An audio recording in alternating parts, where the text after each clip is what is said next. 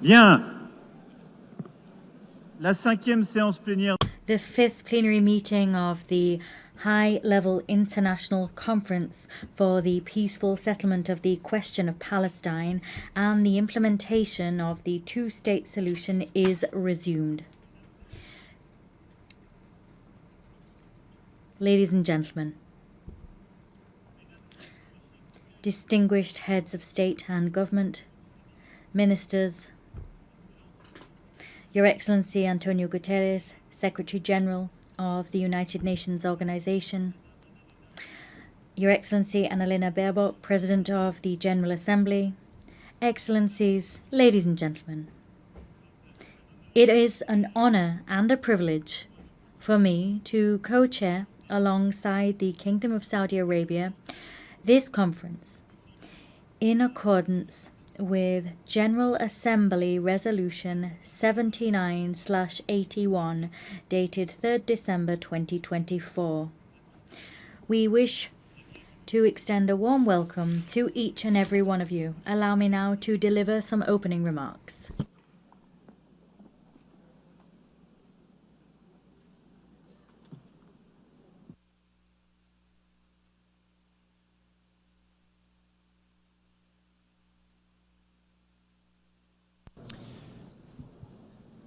Madame la Présidente de President of the General Assembly, Secretary General, Heads of State and Government, ladies and gentlemen. We've gathered here because the time has come. The time has come to free the 48 hostages detained by Hamas. The time has come to stop war, the bombing in Gaza, the massacres and the fleeing people. The time has come because there's a pressing urgency everywhere.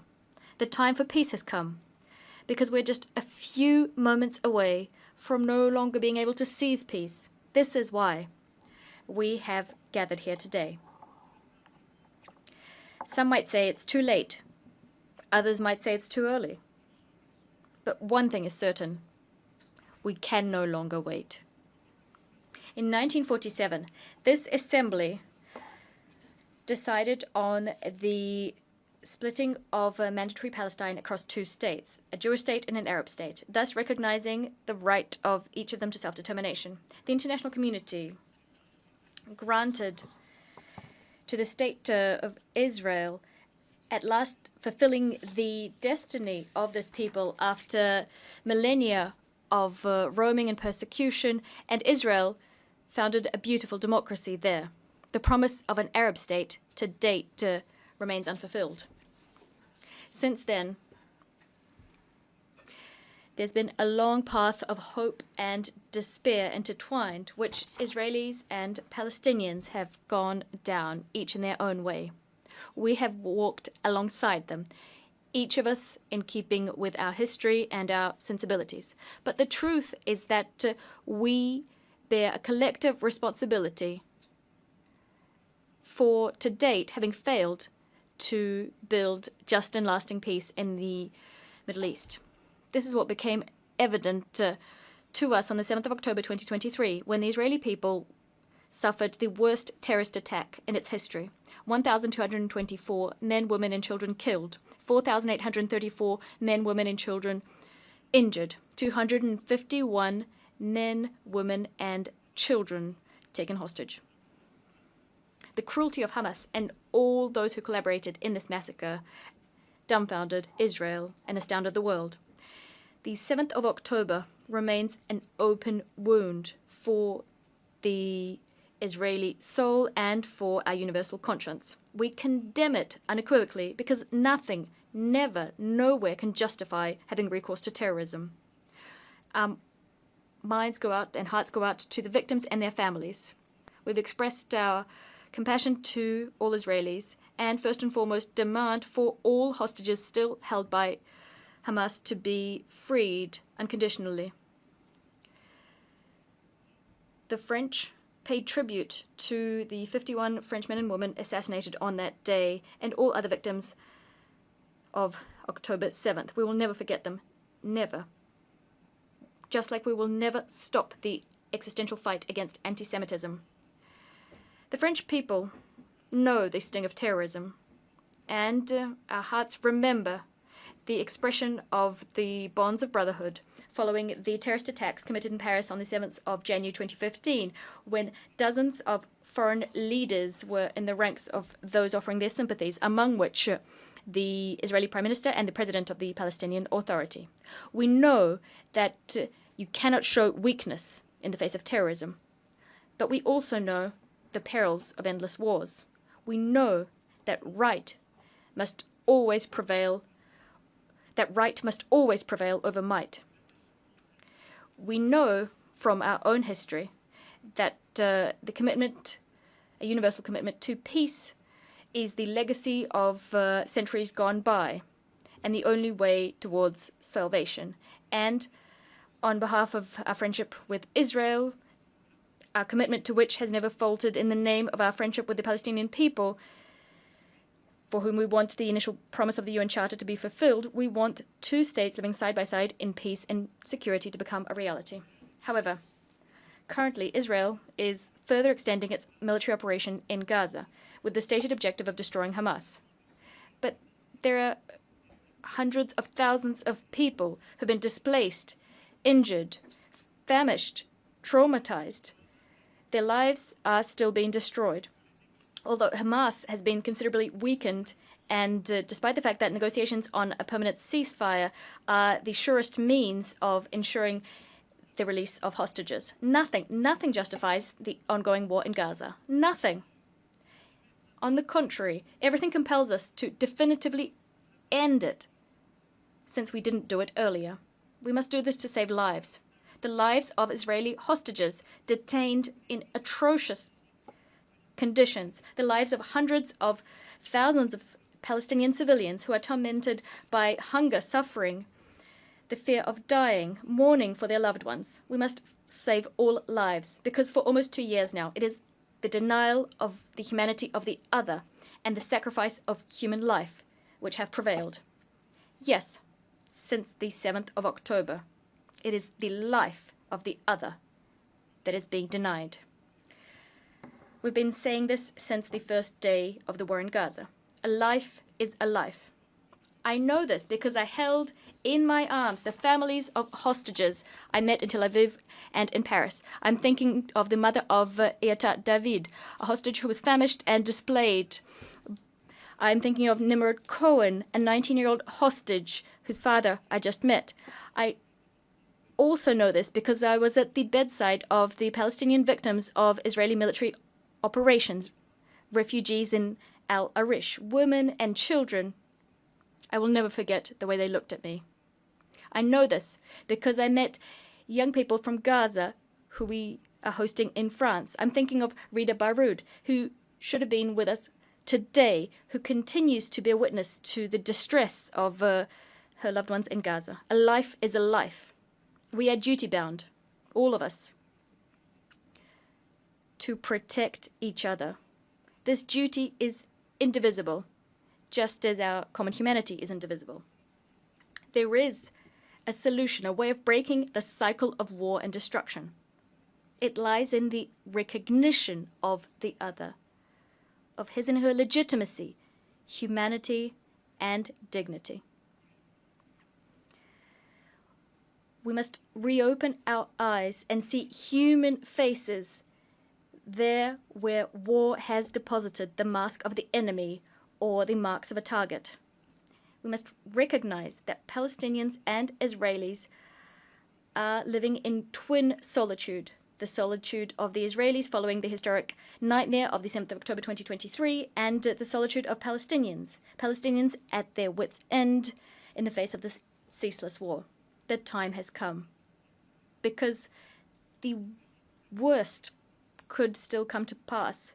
The sacrifice of more civilians, the expulsion of the people of Gaza to Egypt, the annexation of the West Bank, the death of hostages detained by Hamas, or facts on the ground which could irreversibly change the situation there on the ground. This is why, this is the very reason that today here in this chamber, we must pave the way for peace, because since July of last year, developments have accelerated. And at this point, we have reason to fear that the Abraham Accords, the Camp David Accords, could be called into question by Israel, and that peace would become impossible for a long time yet in the Middle East. It thus falls to us this historic responsibility. We must do everything within our power to preserve the very possibility of a two-state solution. Israel and Palestine living side by side in peace and security. The time has come. This is why, true to the historic commitment of my country to the Middle East, to peace between the Israelis and the Palestinians, this is why I declare that today France recognizes the state of Palestine.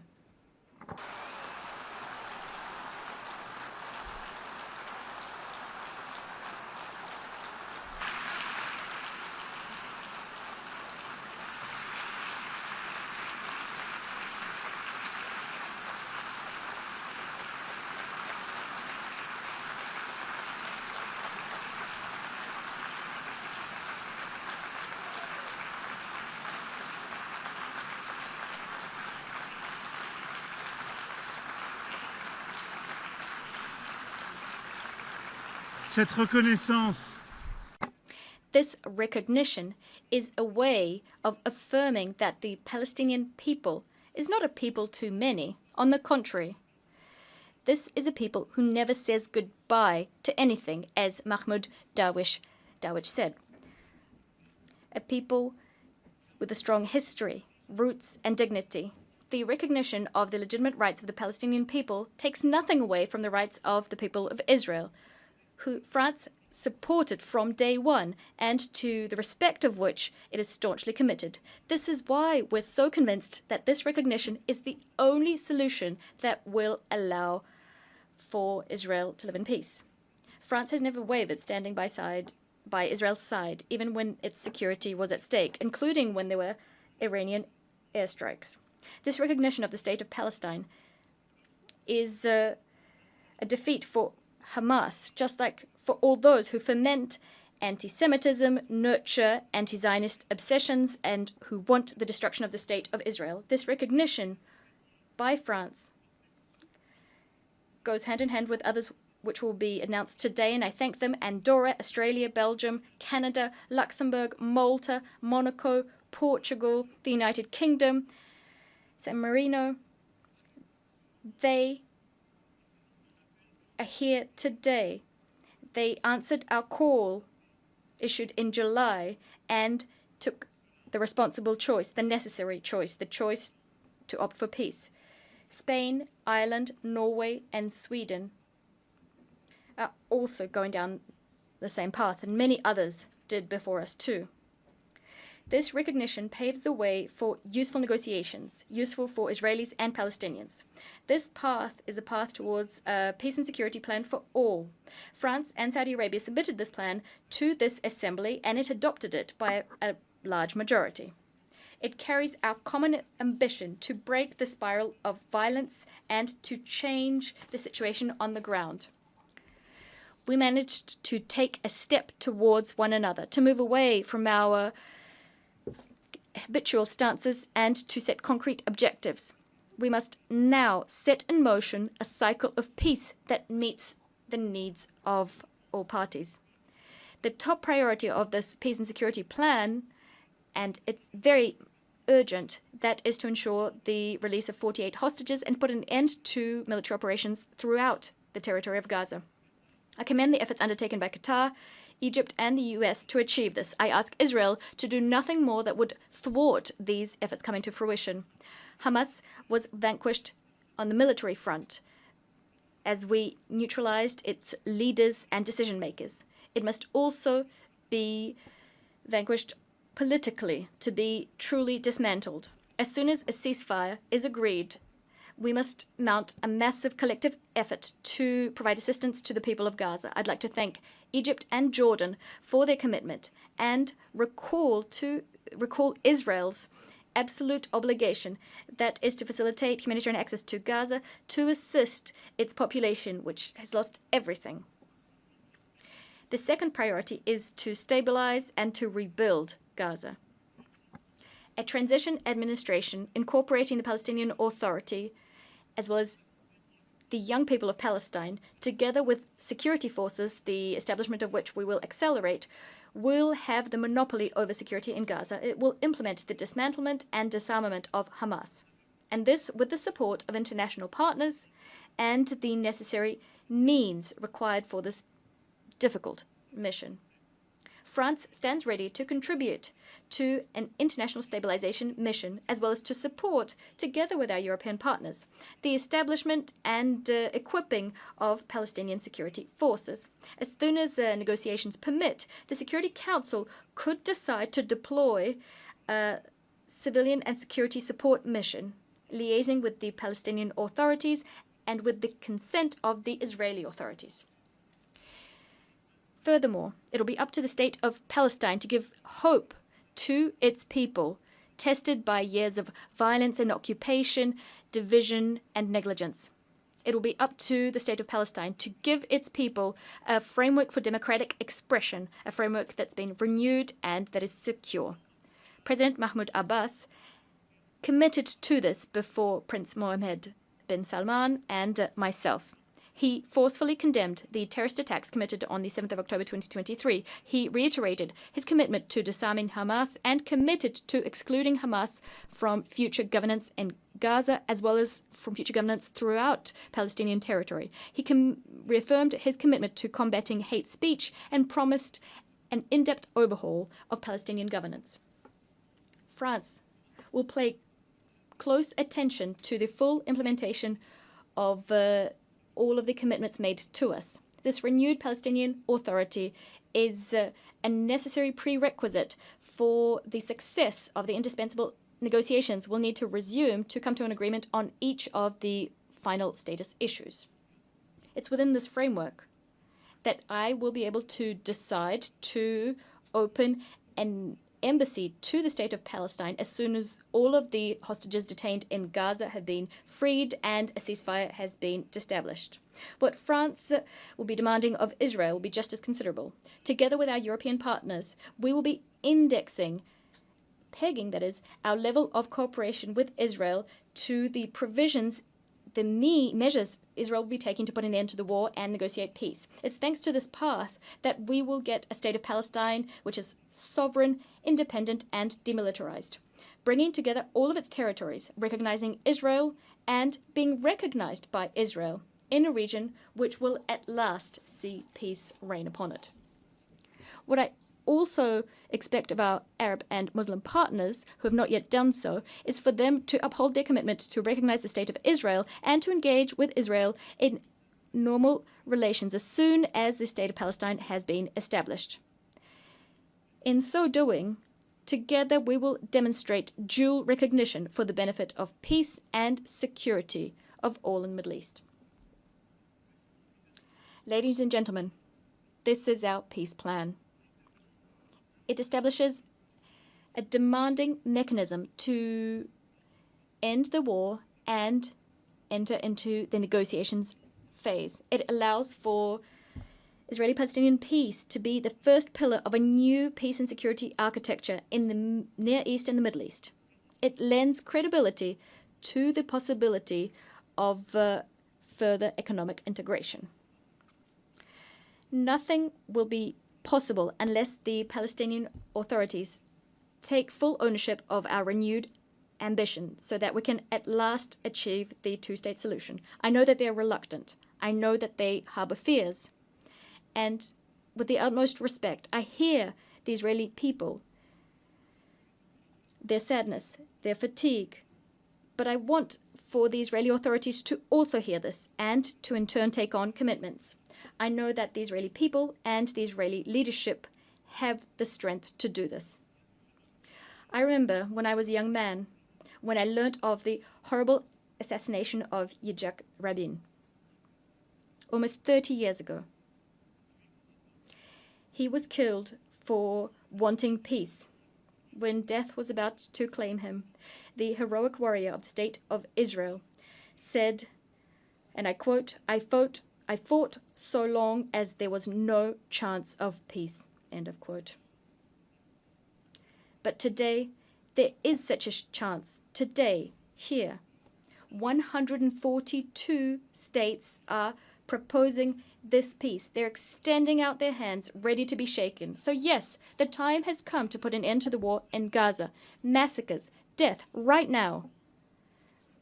Urgency is what drives us. The time has come for Israel to live in peace and security from the Galilee to the Red Sea, through the Dead Sea and the Lake of Tiberias and Jerusalem. The time has come to no longer talk about the existence of the State of Israel. It's self-evident. The time has come to do justice to the Palestinian people and thus to recognize the State of Palestine, a brotherly country, a neighbor in Gaza, in the West Bank, and in Jerusalem. The time has come to cast out from these lands the vile face of terrorism and to forge peace. Yes, to forge peace. This is what has brought us here today. And we're very hopeful that we will be able to forge it. It is a choice we must make. It is our duty. Peace is much more difficult. It demands much more of us than all wars. The time has come.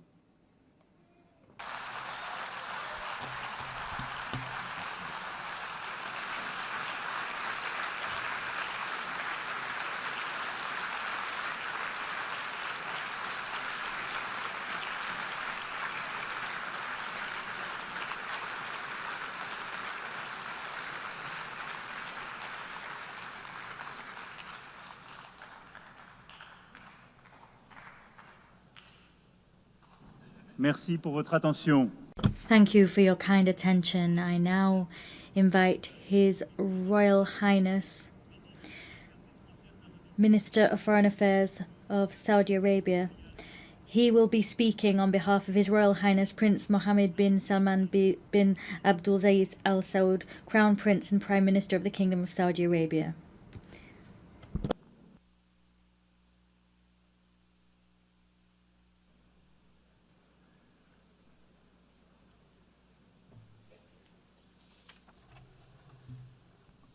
In the name of God, the merciful, the compassionate, Your Excellency, President of the Republic of France, Your Excellency, Secretary General, Your Excellency, President of the General Assembly, distinguished guests. God, peace and blessings be upon you. I have the honor to deliver the statement of the Kingdom of Saudi Arabia as a co-chair of this conference on behalf of His Royal Highness Prince Mohammed bin Salman bin Abdulaziz Al Saud, Crown Prince and Prime Minister of the Kingdom. It is my pleasure to convey to you the greetings of His Majesty King Salman bin Abdulaziz Al Saud, the custodian of the two holy mosques, and his wishes along with the Crown Prince's wishes for the success of this conference. We thank His Excellency President Macron and His Excellency Antonio Guterres for their efforts towards achieving the two-state solution. We thank him also for recognizing the State of Palestine. This conference is convened under the joint and co-chaired by the Kingdom of Saudi Arabia and France. At the time when the Israeli occupation authorities continues their aggression and their brutal crimes against our brothers, the Palestinians in Gaza Strip, and its violations in the West Bank and Al-Quds al-Sharif, and its repeated attacks on the sovereignty of Arab and Muslim countries, the latest of which was the attack against Qatar. This underlines the insistence of Israel to continue with its aggressive practices that threaten regional and international peace and stability and undermine efforts of peace in the region. This reiterates our deeply rooted conviction that the implementation of the two-state solution is the only way to achieve just and permanent peace.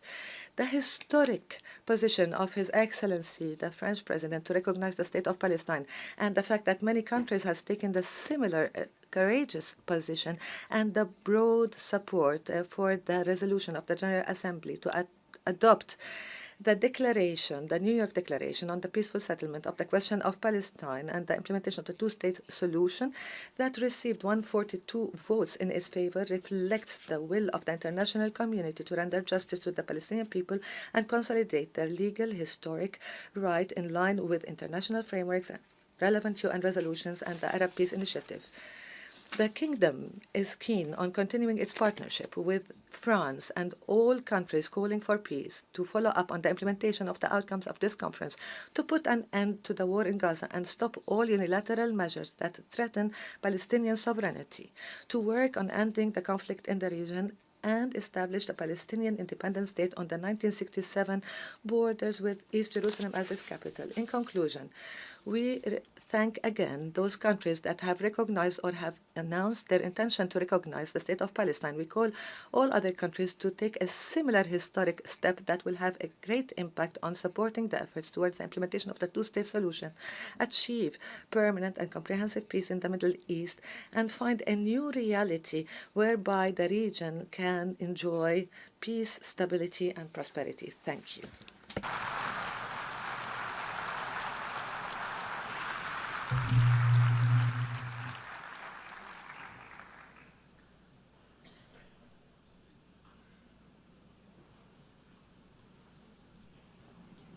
Je remercie I thank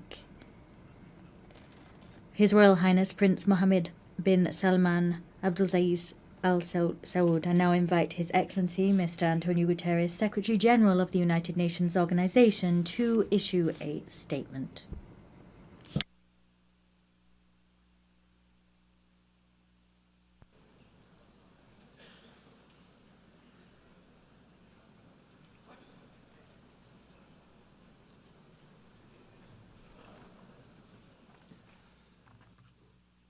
Distinguished co-chairs, Excellencies, ladies and gentlemen, I thank the government of France and the Kingdom of Saudi Arabia for convening this international conference on implementing the two-state solution.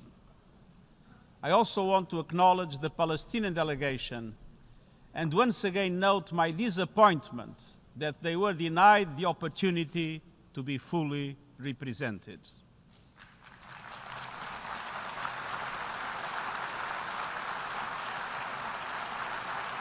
Excellencies,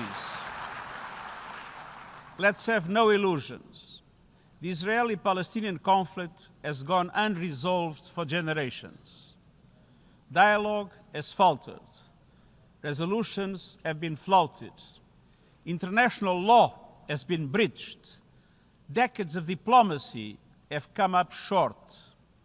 The situation is intolerable and it is deteriorating by the hour. We are here today to help navigate the only way out of this nightmare, a two-state solution, where two independent, sovereign, democratic states, Israel and Palestine, live side by side in peace and security with their secure and recognized borders on the basis of pre-1967 lines, with Jerusalem as the capital of both states, in line with international law, UN resolutions, and other relevant agreements. I welcome the measures many member states are taking to galvanize support for the two-state solution, including the pledges to recognize the state of Palestine. And I welcome the General Assembly's endorsement of the New York Declaration. Excellencies, nothing can justify the horrific 7 October terror attacks by Hamas or the taking of hostages, both of which I have repeatedly condemned.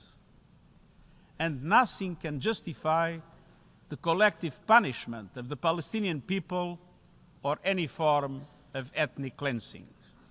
The systematic decimation of Gaza, the starvation of the population, the killing of tens of thousands of civilians, most of them women and children, and hundreds of our own humanitarians. I call once again for an immediate and permanent ceasefire, the immediate and unconditional release of all hostages, and the immediate, full, safe, unconditional, and unhindered humanitarian access. Excellencies, nothing can also excuse developments in the West Bank that pose an existential threat to a two-state solution. The relentless expansion of settlements, the creeping threat of annexation, the intensification of settler violence, all of it must stop. The situation is morally, legally, and politically intolerable. We must recommit ourselves to the two-state solution before it is too late. A solution in which two independent, contiguous, democratic, viable, and sovereign states are mutually recognized and fully integrated into the international community. Excellencies, those who stand in the way are obligated to answer a fundamental question. What is the alternative? A one-state scenario where Palestinians are denied basic rights, expelled from their homes and their land, forced to live under perpetual occupation, discrimination, and subjugation? How is this possible in the 21st century? How is it acceptable? This is neither peace nor justice. It will only increase the growing isolation of Israel on the global stage, and let's be clear, statehood for the Palestinians is a right, not a reward.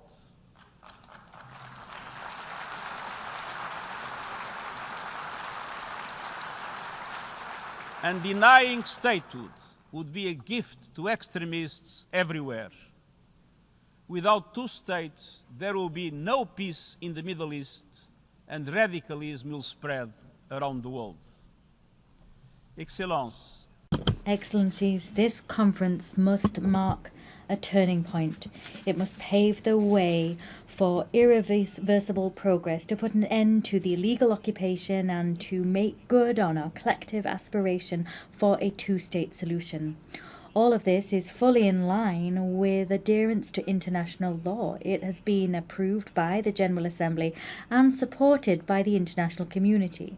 It is the only credible path towards a just and lasting peace between the Israelis and the Palestinians, and the only credible path towards peace and security throughout the Middle East as a whole. This will demand difficult decisions be taken from us all. This will demand courage and leadership based on principles from all sides. I urge you to do everything in your power to allow the two-state solution to prevail. This for the peoples of Israel, Palestine, and for humankind as a whole. I thank you.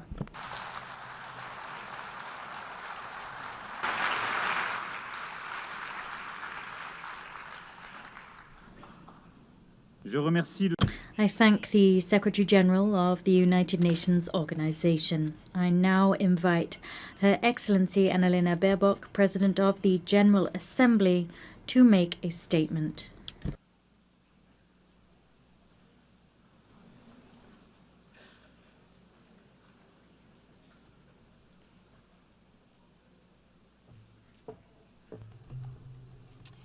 Your Excellency President Emmanuel Macron, Your Royal Highness Crown Prince Mohammed bin Salman, Your Highness Prince Faisal bin Farhan, Mr. Secretary General, Excellencies.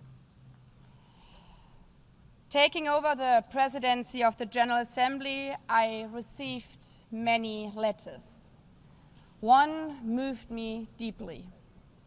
Attached to it were drawings by 3 Palestinian children, Remas, Enas, and Retal. The images were heartbreaking. One showed a school before and after, beneath a bright sun and a blue, clear sky. In the first, the school with open doors and happiness. In the second, their school lies in rubble. A lone boy stands on the debris of what must be once have been his safe place. Perhaps he had a favorite class, a favorite teacher, like our children, a best friend he played with there. Now, all of it is gone. All of the laughter of the children blown away. At that age, children should not be drawing pictures of war. Children should be learning mathematics. They should be playing with friends and scratch dragons or castles, not death and destruction. Yet for the children of Gaza, this is their reality. Their horror lasted and lasts for over 700 days. Tens of thousands have lost their lives. Tens of thousands of dreams which never will come true. So many killed without the world even learning their names. Until we heard one voice so loud we could not overhear it. The voice of Hind Rajab, captured in a phone call with a red crescent while shelling rained down. After the car she was in was attacked, over and over again, killing her aunt, uncle, and 3 of her cousins next to her. She called over and over again, "I'm so scared, please come." The rescuers tried to calm her as they tried to reach her. They could not. Hind was killed before help arrived. The world failed her. As the world has also failed Kfir Bas and his brother Ariel. Kfir was just 9 months old, the youngest child abducted by Hamas on October 7th, taken with his 4-year-old brother Ariel and their mother. Both were killed in Gaza by terrorists. The world will remember their names as symbols of innocent childhood stolen by terror. I've met with the families of the hostages, fathers, mothers, siblings, aunts, grandparents, still waiting for their loved ones to come home from wherever Hamas is holding them after more than 700 days. I've also met with Palestinian families, fathers, mothers, siblings, aunts, and grandparents, whose loved ones are buried in the ruins of Gaza. Their message is always the same: we want peace. Or as one Israeli mother told me, "It does not bring my child back if a Palestinian mother loses her child in Gaza." Humanity is not about choosing sides. It's about recognizing that every life matters the same. A life is a life. A Palestinian girl's life is alive. An Israeli boy's life is alive. All the children of the Middle East deserve to grow up knowing only the sun shining on their schools, the laughter of their friends in the playground, and the joy of a meal shared with their families. Not the horrors of starvation, not the horrors of war and terror. Excellencies, the General Assembly has been very clear. We need an immediate, unconditional, and permanent ceasefire in Gaza now. Israel must immediately facilitate the full, rapid, safe, and unhindered entry and delivery of humanitarian assistance to all Palestinian civilians. Hamas must immediately and unconditionally release all remaining hostages. But the horrors of Gaza make equally clear that we cannot allow such devastation to happen again. While the situation in Gaza is unacceptable, settlement expansions and demolitions in the occupied West Bank, including East Jerusalem, are eroding any prospects for a political solution. The decade-long Israeli-Palestinian conflict cannot be resolved by endless war, permanent occupation, and recurrent terror. The only way to ensure that future generations of both Palestinians and Israelis can live in peace, security, and dignity is the two-state solution. As the Secretary General said, it's a right, not a reward, to live in your own state, as all humans around the world. We know that some think this is naive. The first resolution on this matter is almost as old as this organization. 78 years ago, the General Assembly adopted Resolution 181, laying the foundation for two states, knowing it's the only way for peace. And to those of you who argue now, but we have tried for decades and failed over and over again, there can be only one answer. If we would stop aiming for what is right because we have not succeeded yet, then evil would prevail. That would be the end of this institution. This institution which promised to save succeeding generations from the scourge of war. It would erode the UN's foundational mission to achieve peace, justice, and equal rights for both Israelis and Palestinians. Excellencies, that is what today's conference and the New York Declaration are so crucial. The message we are sending today is no, we are not giving up. The international community does not only remain committed to the two-state solution, we are also identifying tangible, time-bound, and irreversible steps for its realization. And we are willing to take decisive measures and provide international guarantees. Of course, this conference and the New York Declaration will face criticism. Some will say a piece of paper cannot change realities on the grounds for Palestinians. Others will dismiss the vision of two states outright. But the fact remains, the New York Declaration was endorsed by 142 member states. And this majority clearly says the war in Gaza must end now. It condemns the attacks committed by Hamas against civilians on 7th of October. It condemns the attacks by Israel against civilians and civilian infrastructure in Gaza. It calls on Hamas to end its rule in Gaza and hand over its weapons. A sovereign and viable state of Palestine needs to be established, living side by side with the state of Israel in peace and security, with mutually recognized borders and full regional integration. Excellencies, the call for peace and the two-state solution is not an abstract. Not for the children watching missiles destroy their school. Not for the families waiting for news that their sons and daughters might be released from captivity.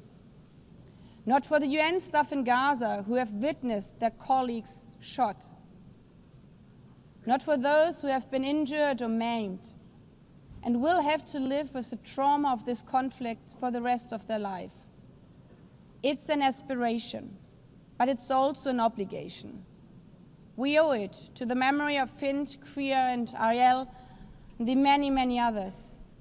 And we owe it to the children like Rimas, Enas, and Rital, and all the children of Palestine and all the children of Israel, hoping for a better tomorrow, so that they may not inherit rubble, grief, and despair, but safety, dignity, and hope, to live one day in peace, side by side.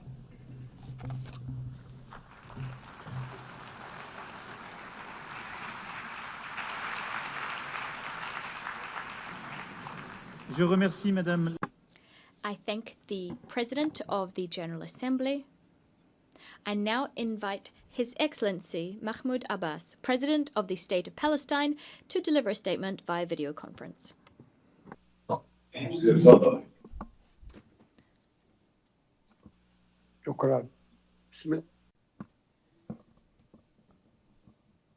Thank you. Your Excellency, President Emmanuel Macron, Your Royal Highness, Prince Mohammed bin Salman Al Saud,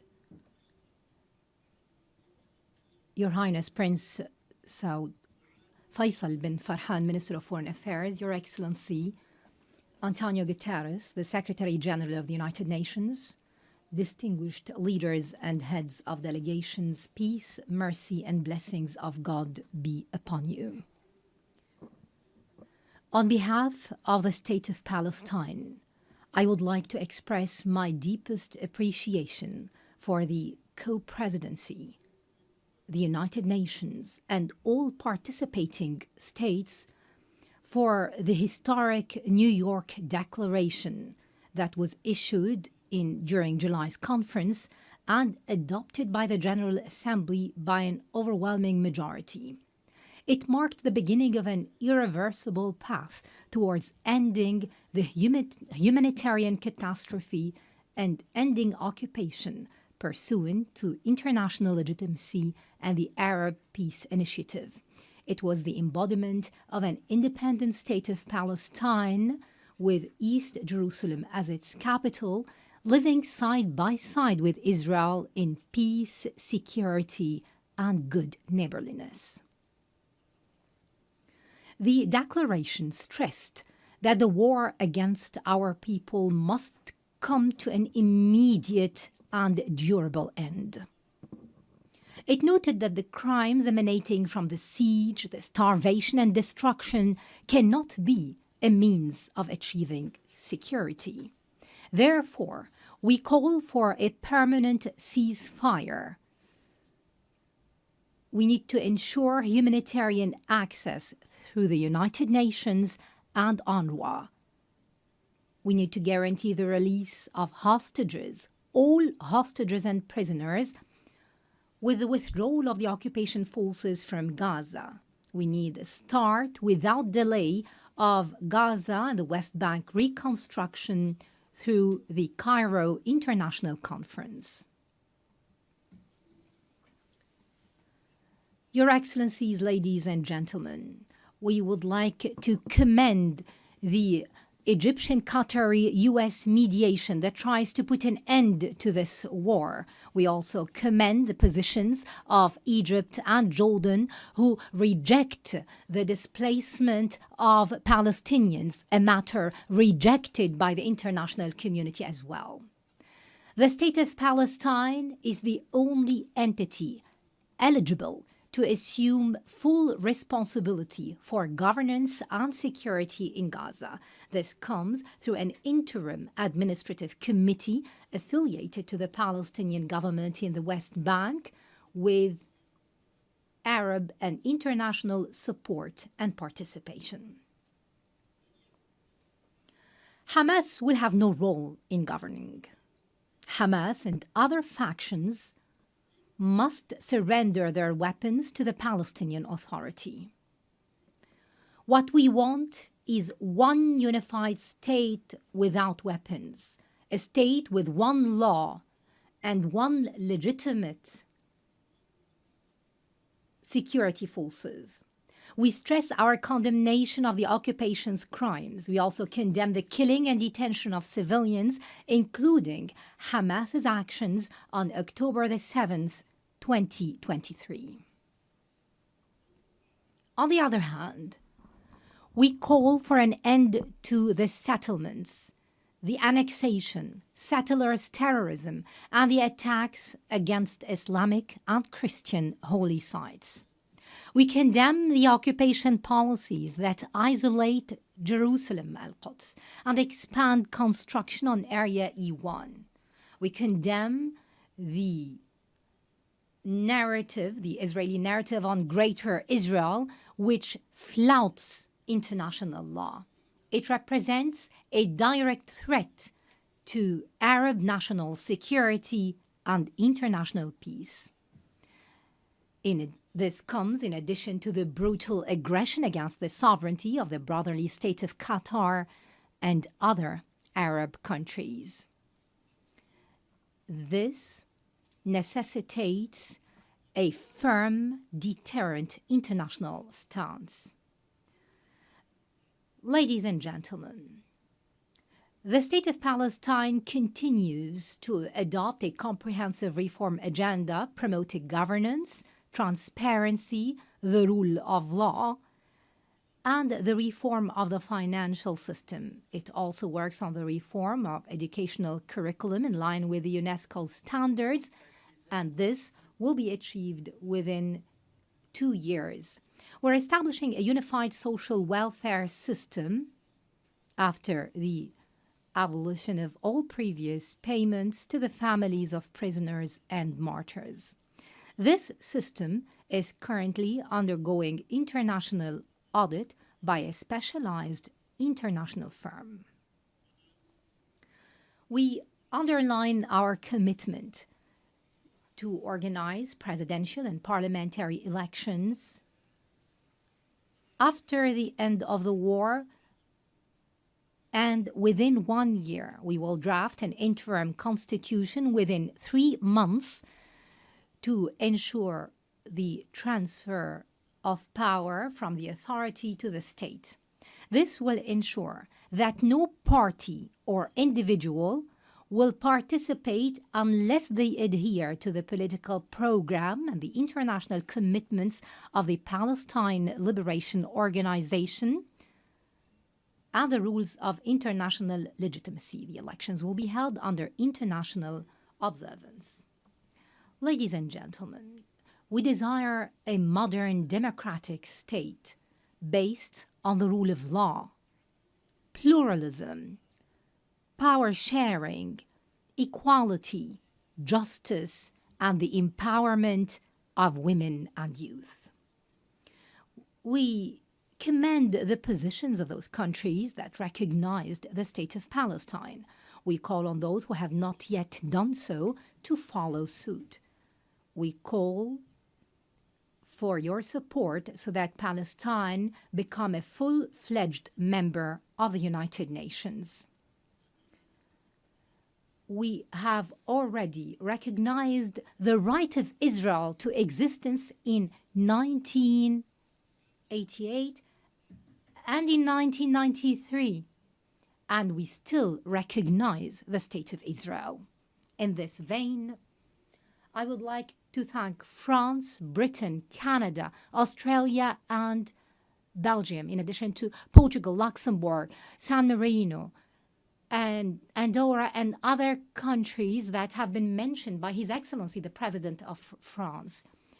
And we recall with appreciation all 149 countries who have already recognized the State of Palestine earlier.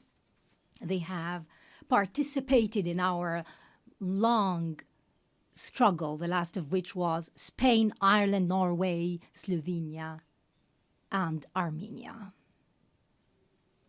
We would also like to commend the important role of the presidency of this conference, the Kingdom of Saudi Arabia and France, as well as Britain, in galvanizing more international recognition. We'd also like to thank all participating countries in this conference for their important role, issuing the New York Declaration and taking irreversible steps to bring about durable peace based on the two-state solution and based on international legitimacy. We would also like to commend the role of the brotherly and friendly countries that support our Palestinian cause in the international fora. We would like to commend, in particular, the role of Algeria, which is assuming the Arab seat in the Security Council. We commend the positions of the peoples and organizations that support the legitimate rights of the Palestinian people to freedom, independence, and statehood. We reject any confusion, I repeat, any confusion between the solidarity with the Palestinian cause and the issue of anti-Semitism. We reject the latter, proceeding from our values and principles. We would also like to express our readiness to work with the US President Donald Trump, with Saudi Arabia, France, and the United Nations and all partners to implement the peace plan adopted during this conference within a specific timetable with international guarantees and monitoring. This would open the gates towards a just peace and comprehensive regional cooperation.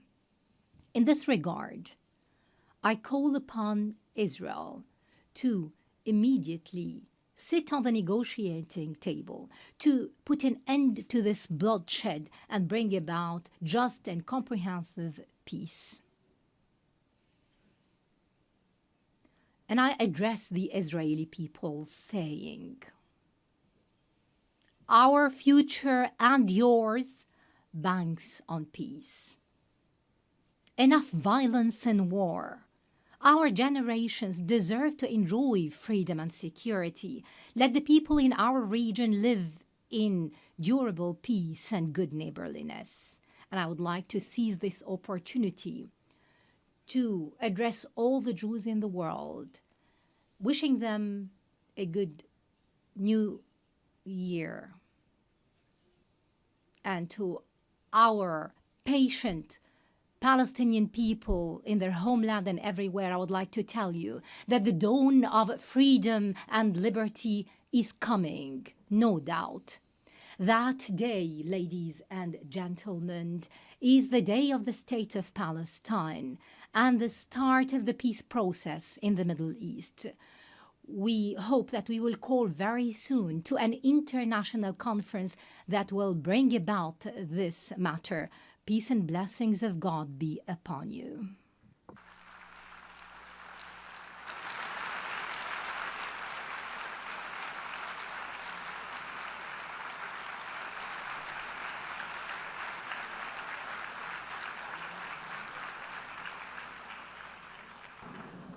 Je remercie le président. I thank the President of the State of Palestine.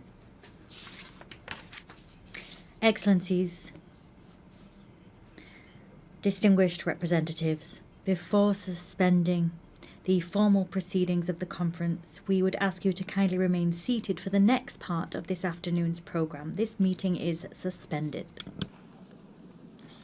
Nous allons à présent We will now listen to statements made by heads of state and government, including by the co-chairs of the working groups. They will present tangible efforts made to implement the New York Declaration. I remind you that this Assembly endorsed the New York Declaration by a vast majority to the tune of 142 votes. We remind delegations that statements are limited to 5 minutes for heads of state and government, and those by ministers should be limited to 3 minutes. Microphones will be cut off automatically after these time limits have been exceeded.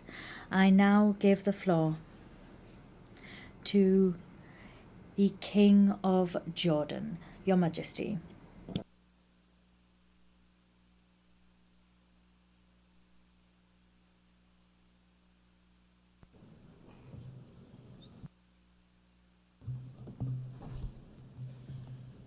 Bismillah ar-Rahman ar-Rahim. Friends, I thank France and the Kingdom of Saudi Arabia for convening this meeting. We meet here at the UN, where every country, every people are promised a voice.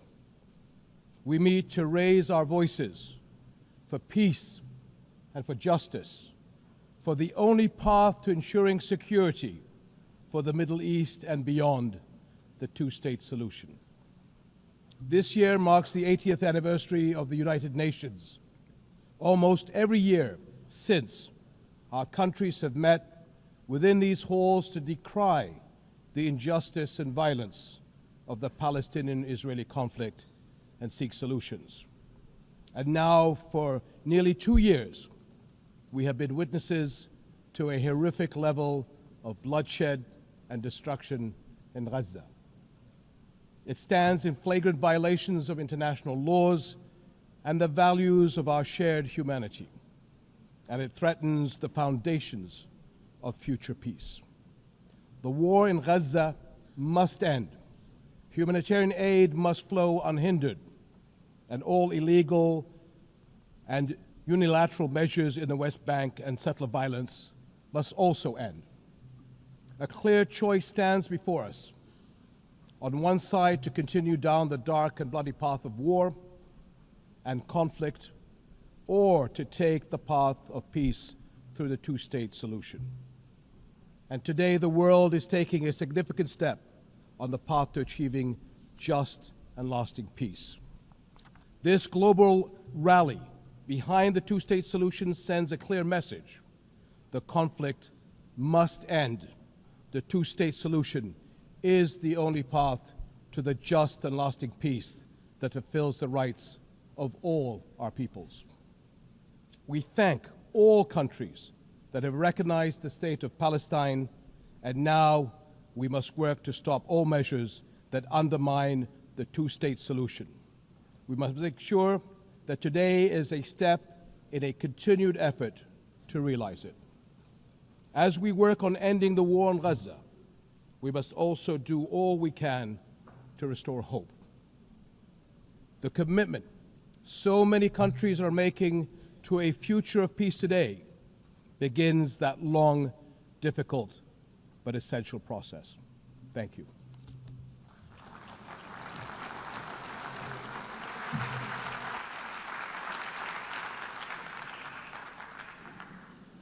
Je remercie. I thank His Majesty the King of Jordan. I now give the floor to the President of Turkey.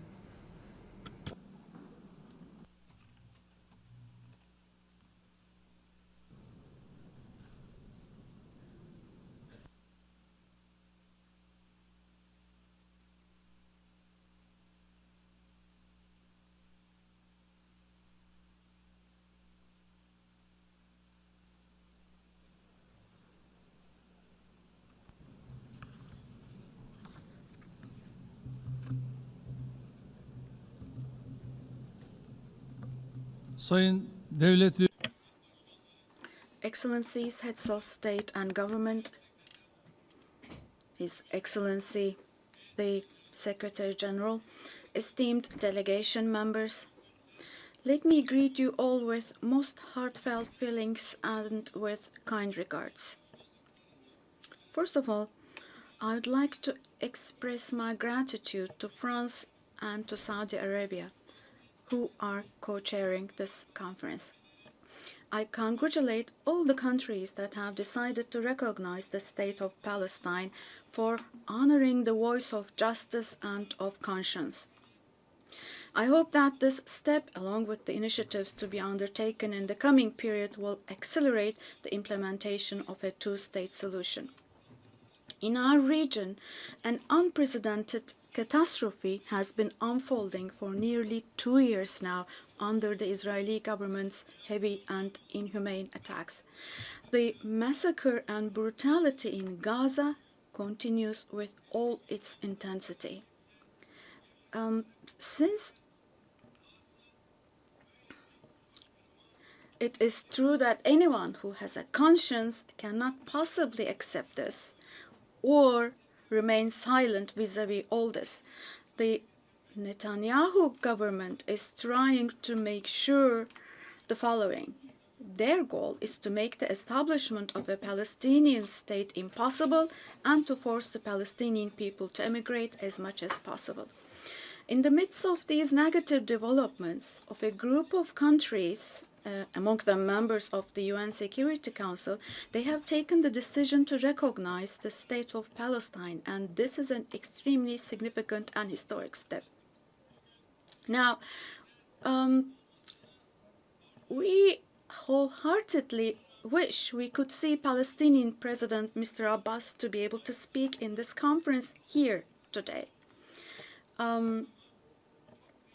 Nevertheless, I find it extremely valuable that all the participants speaking today are also serving as the voice of the Palestinian people. It is also a fact that today the Palestinian cause has become a global issue.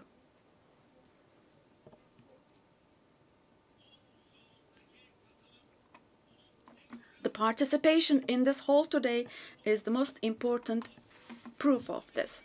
In Europe, in Asia, the Americas, and Africa, we are witnessing people chanting "Free Palestine" on the streets, on social media, or in the press more than ever before now. This contradiction should not escape anyone's attention, including my friends here. The Netanyahu government governs today a society who, in the past, was targeted for eradication with the persecutions of the Holocaust. And today, his government is committing genocide against its own neighbors with whom they have shared the same land, the same water, air, and sea for thousands of years. Standing up against this oppression is not only a legal duty of the international community, but also a moral responsibility. The international community must stop expansionism in the West Bank, also the fait accompli in East Jerusalem, and the attempts to spread instability in the region. Otherwise, we cannot possibly talk about the presence of an international order or talk about defending universal values. The goal of deepening occupation and annexation policies is clear. The goal is to kill the vision of a two-state solution, to leave no ground for the state of Palestine to survive, to exile the Palestinian people, and to implement their expansionist ambitions by fueling instability in the region. Now, this cannot be allowed. At this conference today, I hope that the countries that have shown the courage to recognize the state of Palestine will follow through on this historic stance with determined, concrete, and deterrent steps. It is now necessary to declare a ceasefire, ensure unhindered access to humanitarian aid to Gaza, and for Israel to withdraw its forces from Gaza.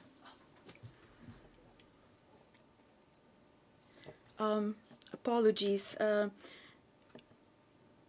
I cannot hear the president. I lost his voice.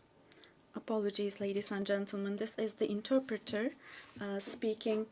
I cannot hear the president. His voice is gone. His voice is gone. We cannot hear him. Me and my colleague, we cannot hear the president. Apologies for this, but we're having a technical glitch here. We cannot hear the president. We stopped being able to hear him. His voice is gone completely.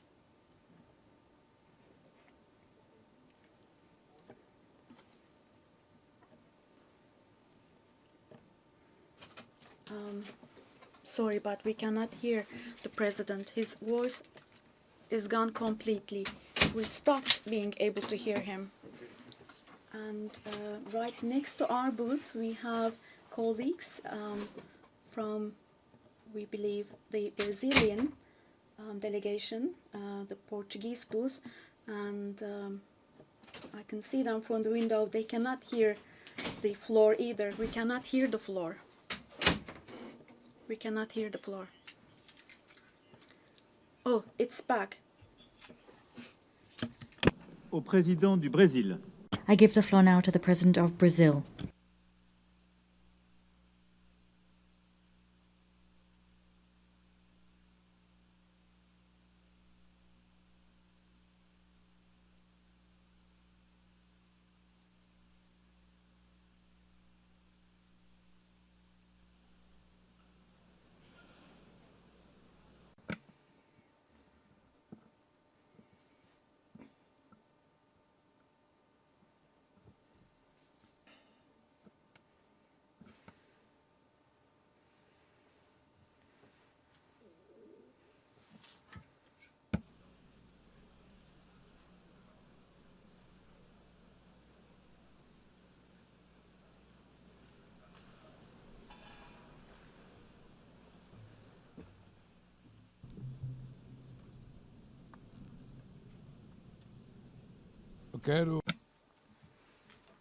I would like to commend President Emmanuel Macron and Prime Minister Mohammed bin Salman for leading this important process and event.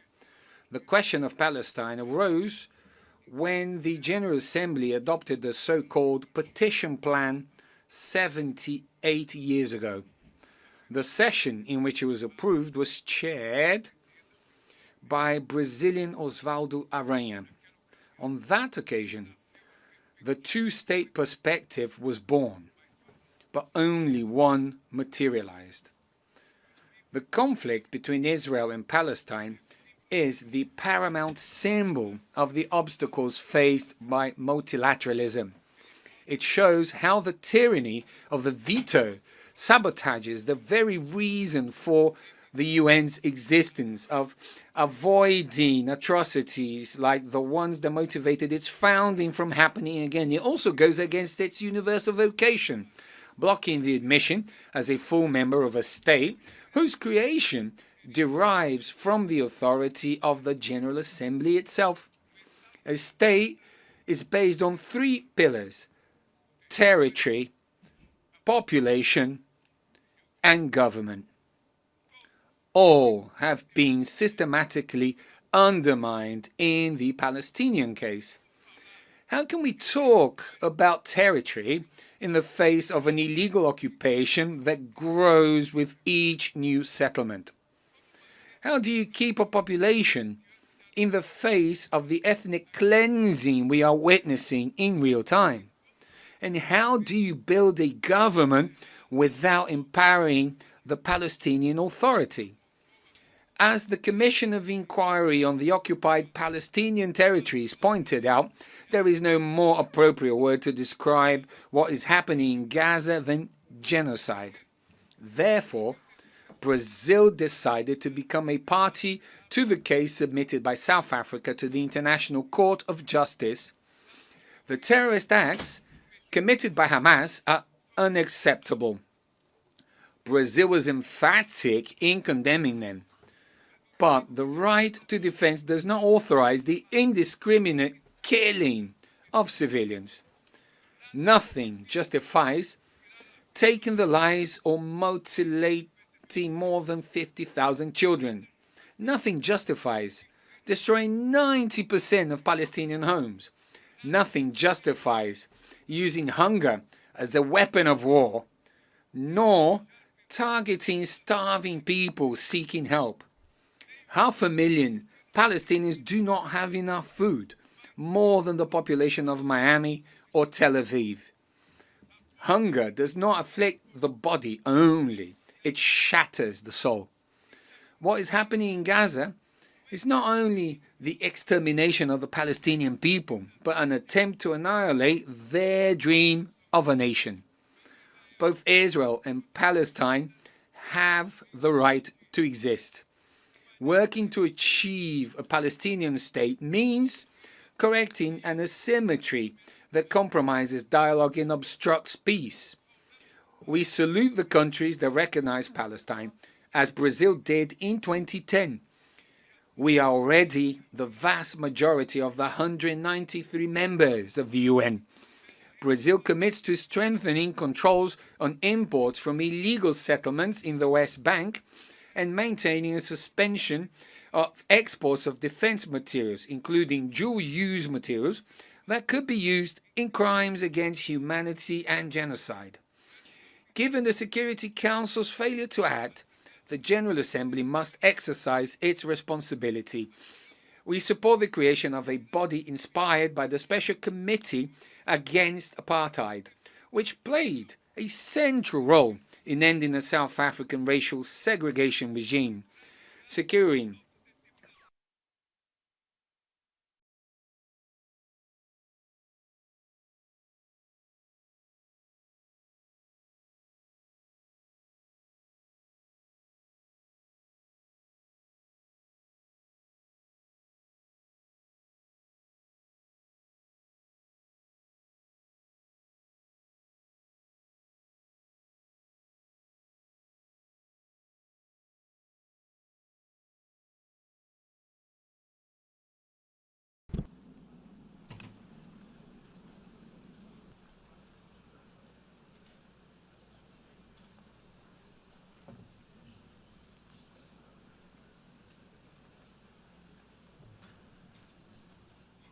Madam President of the General Assembly, Mr. Secretary General, Monsieur le Président de la République Française, President of the French Republic, the Minister for Foreign Affairs of the Kingdom of Saudi Arabia, Mr. President of the Palestinian state, Excellencies, ladies and gentlemen, Portugal formally recognized the state of Palestine as a sovereign state with full rights.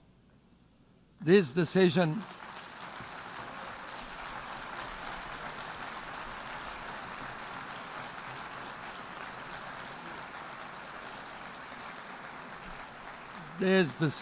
reflects our conviction that the two-state solution is the only viable path for a just and lasting peace in the Middle East. By reaffirming it here, Portugal seeks to contribute to a broader international effort towards peace, justice, and stability. If we do not act, the crisis will leave scars for generations, fueling extremism and further instability. So, humanitarian access must be ensured without delay. All hostages must be released. Terrorism like October the 7th can never be justified. And civilians, regardless of nationality, religion, or ethnicity, must be protected at all times.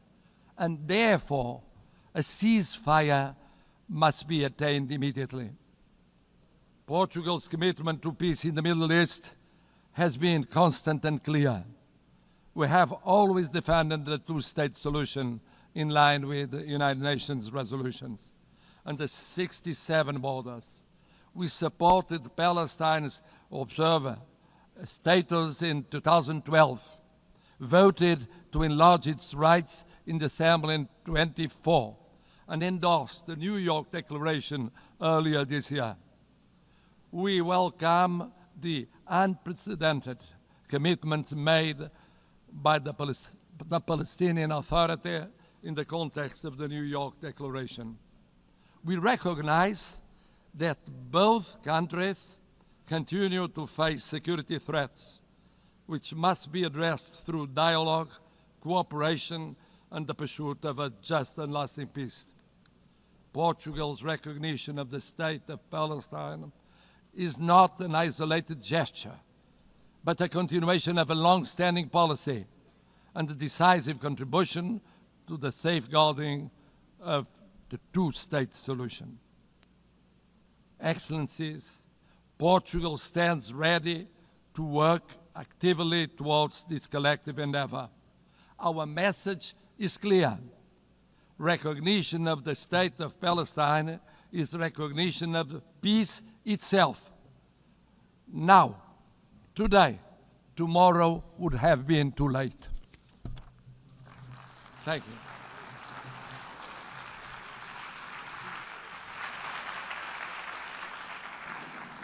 Je remercie. I thank the President of Portugal. I now give the floor to the President of Indonesia.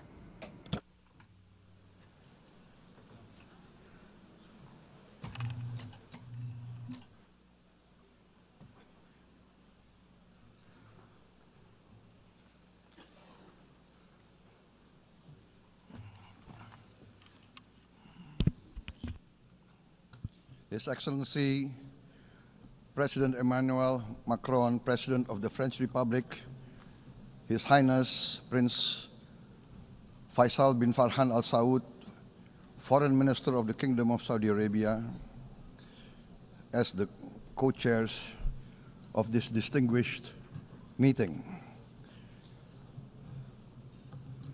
Co-chairs, Excellencies, distinguished representatives of the United Nations, I wish to extend our deepest appreciation and highest regards to the governments of France and the Kingdom of Saudi Arabia for their leadership in convening this important deliberation. It is with a heavy heart that we recall the ongoing unbearable tragedy in Gaza. Thousands of innocent lives, many of them women and children, have been killed. Famine looms. Human catastrophe is unfolding with our eyes. We condemn all acts of violence against innocent civilians. Therefore, it is today with dignity that we gather to take our historical responsibility.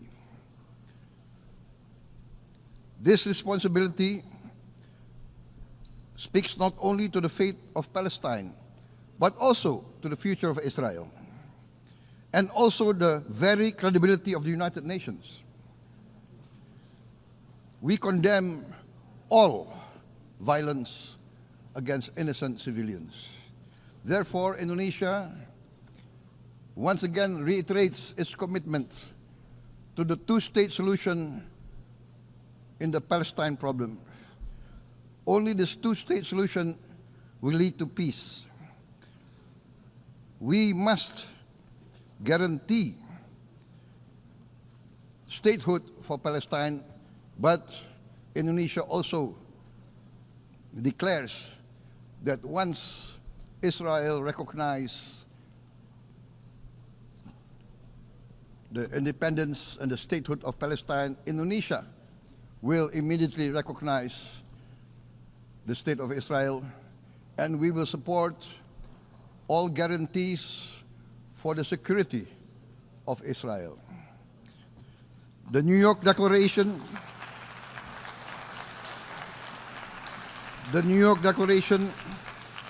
has provided a peaceful and just pathway towards peace.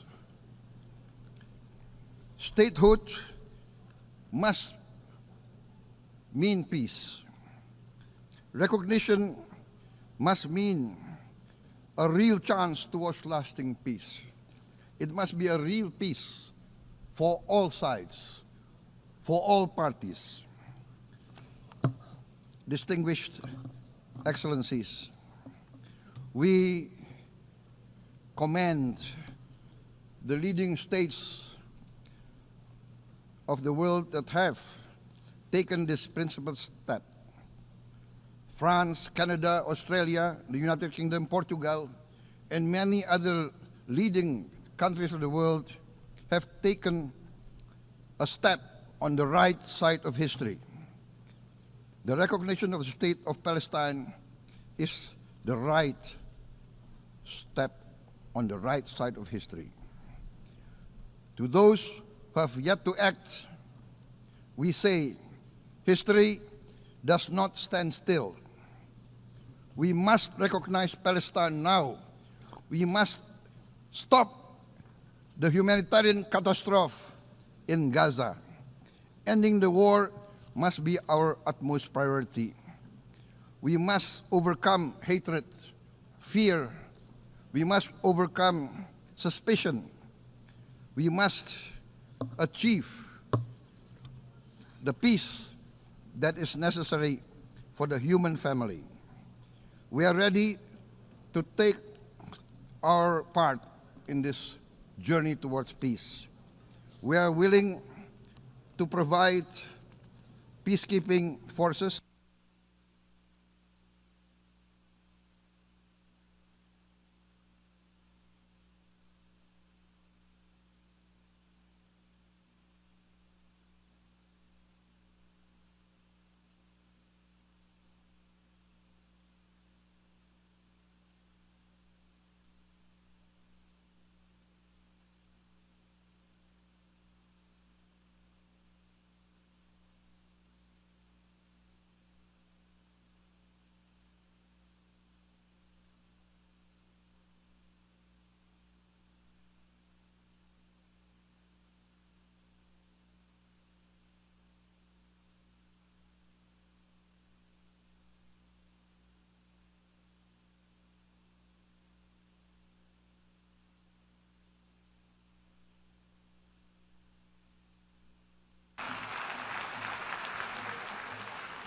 Thank you very much. Peace. Peace now. Peace immediately. We need peace. Thank you very much.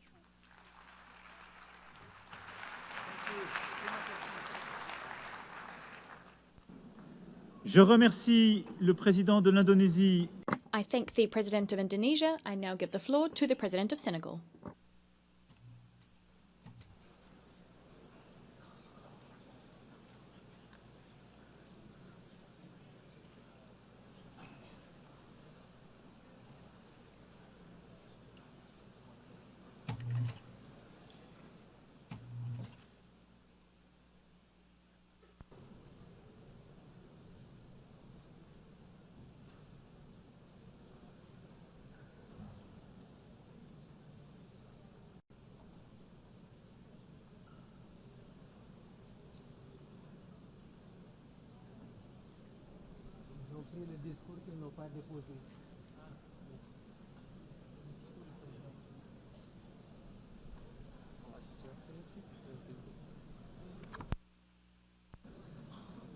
Messieurs les co-présidents, Co-chairs, dear colleagues, Secretary General of the United Nations, ladies and gentlemen, I commend the leadership of France and Saudi Arabia, and I commend the commitment of all here present to the Palestinian cause.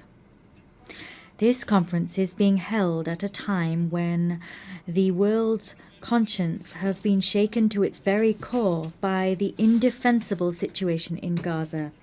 That situation has gone beyond all limits. We are witnessing an indescribable tragedy bearing all the hallmarks of ethnic cleansing.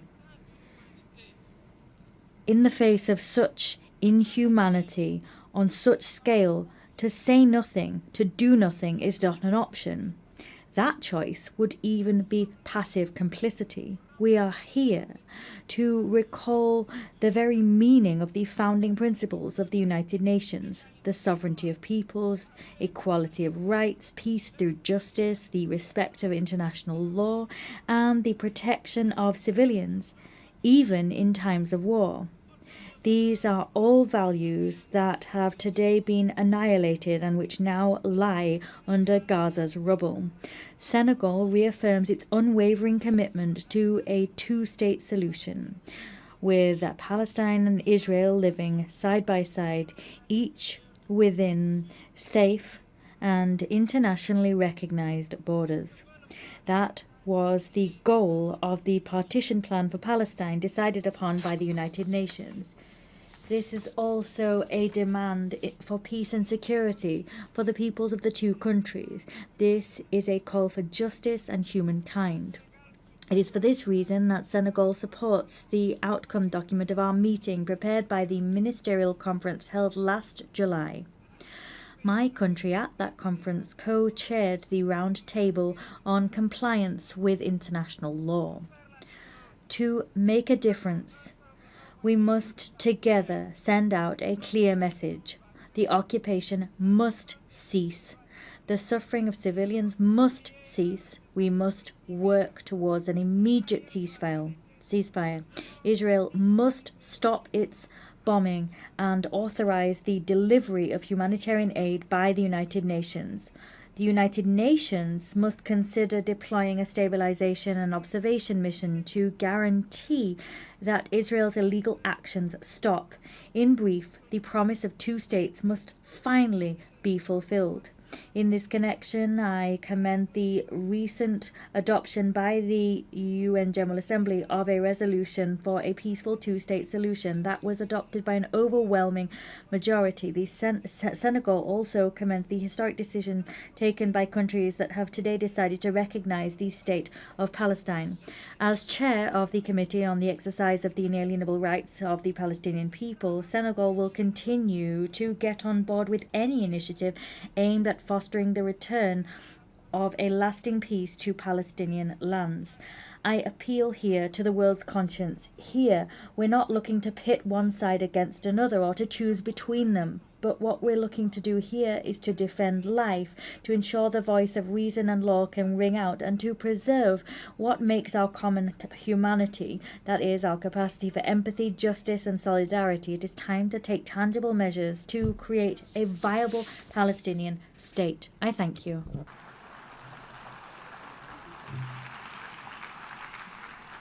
Je remercie le président. I thank the President of Senegal.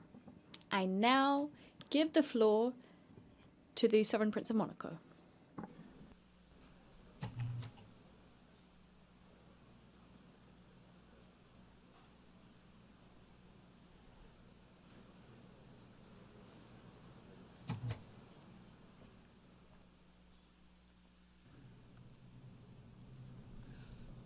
Cher co-président, Dear co-chairs, President of the General Assembly, Secretary General of the United Nations, Excellencies, ladies and gentlemen, I wish to thank France and the Kingdom of Saudi Arabia for having convened this conference and invited us to it.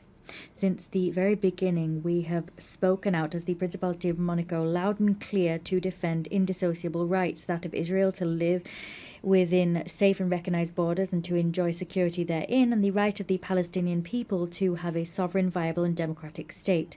Today we wish to reaffirm our unwavering support to Israel's existence, and we also wish to recognize Palestine as a state under international law.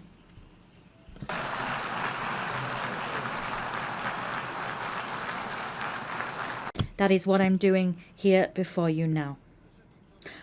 The 7th of October 2023 was in its full horror the starting point of the current chaos. It is now more urgent than ever before to move towards a tangible, balanced and sustainable solution based on mutual recognition and the respect for fundamental rights. This as soon as all hostages have been released and as soon as Hamas has been disarmed.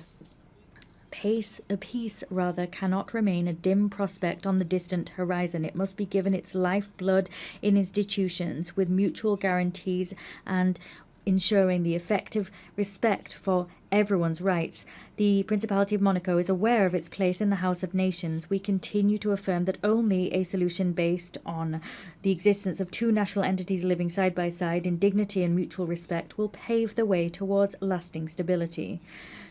Peace cannot be issued by decree. It is built through common will. Thank you.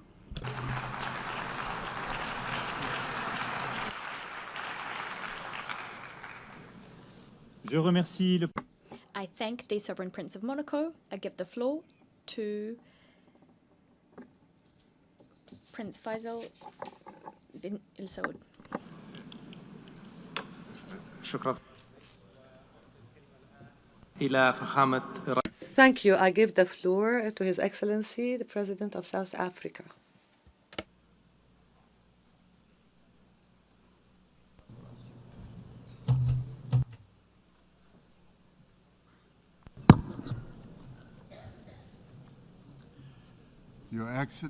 Your Excellencies, would like to thank France and the Kingdom of Saudi Arabia for convening this very crucial conference.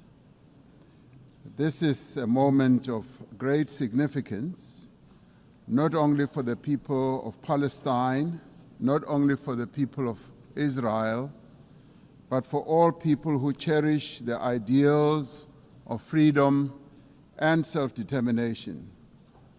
Shortly after the United Nations was created, the General Assembly adopted Resolution 181, which recommended the creation of two states, Israel and Palestine. Immediately after the adoption of this resolution, only one state was created, the State of Israel, casting and ushering the Palestinians into a decades-long wilderness of statelessness, characterized by decades of occupation and now genocide. I'd like to congratulate the President of France, President Macron, for today announcing a very bold decision to support the long overdue creation and the recognition of the sovereign state of Palestine.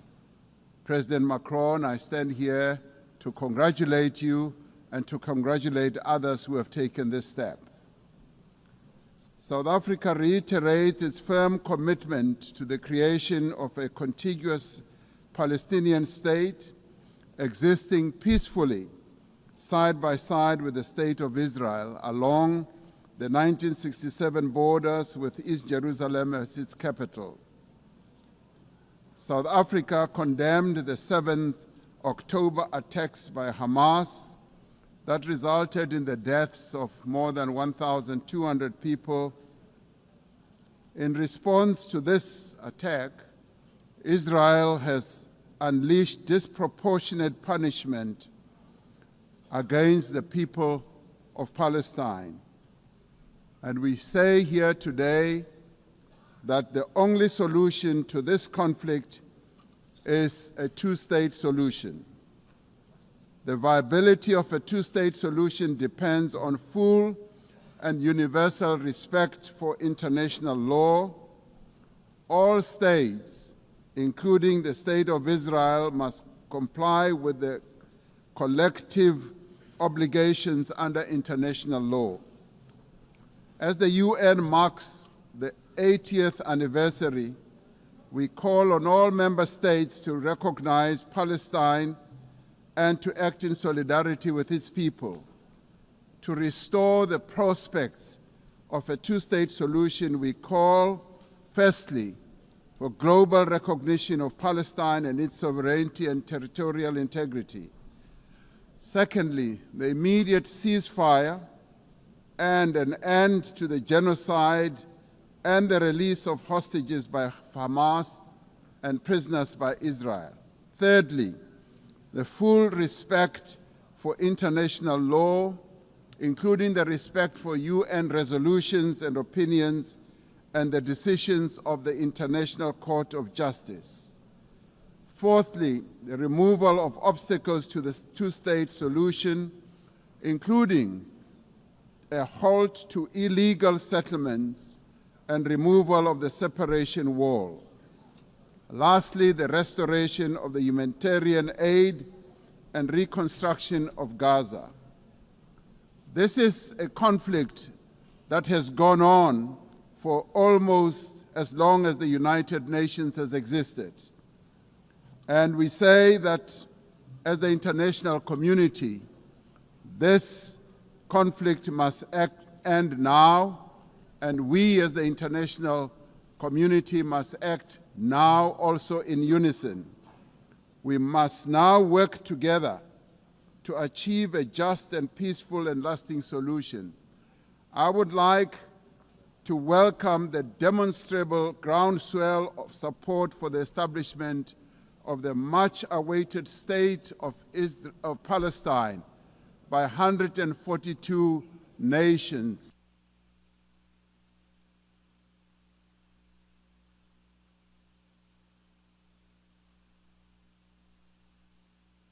The speaker's microphone has been cut off.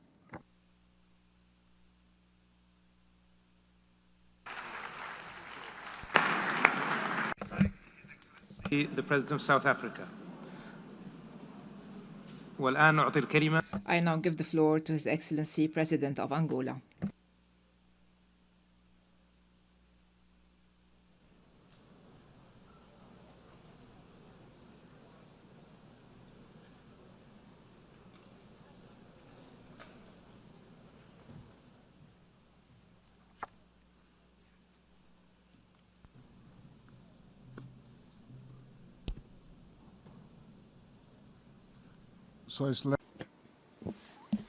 Your Excellency Emmanuel Macron, President of the French Republic, Your Excellency Sheikh Faisal Al Saud, Minister of Foreign Affairs of the Kingdom of Saudi Arabia, co-chairs of this special session, Excellencies, I would like to welcome the holding of this important international conference, which confirms the commitment of the United Nations member states to the urgent search for a peaceful, just and lasting solution to one of the most complex conflicts on the planet and the oldest in the Middle East.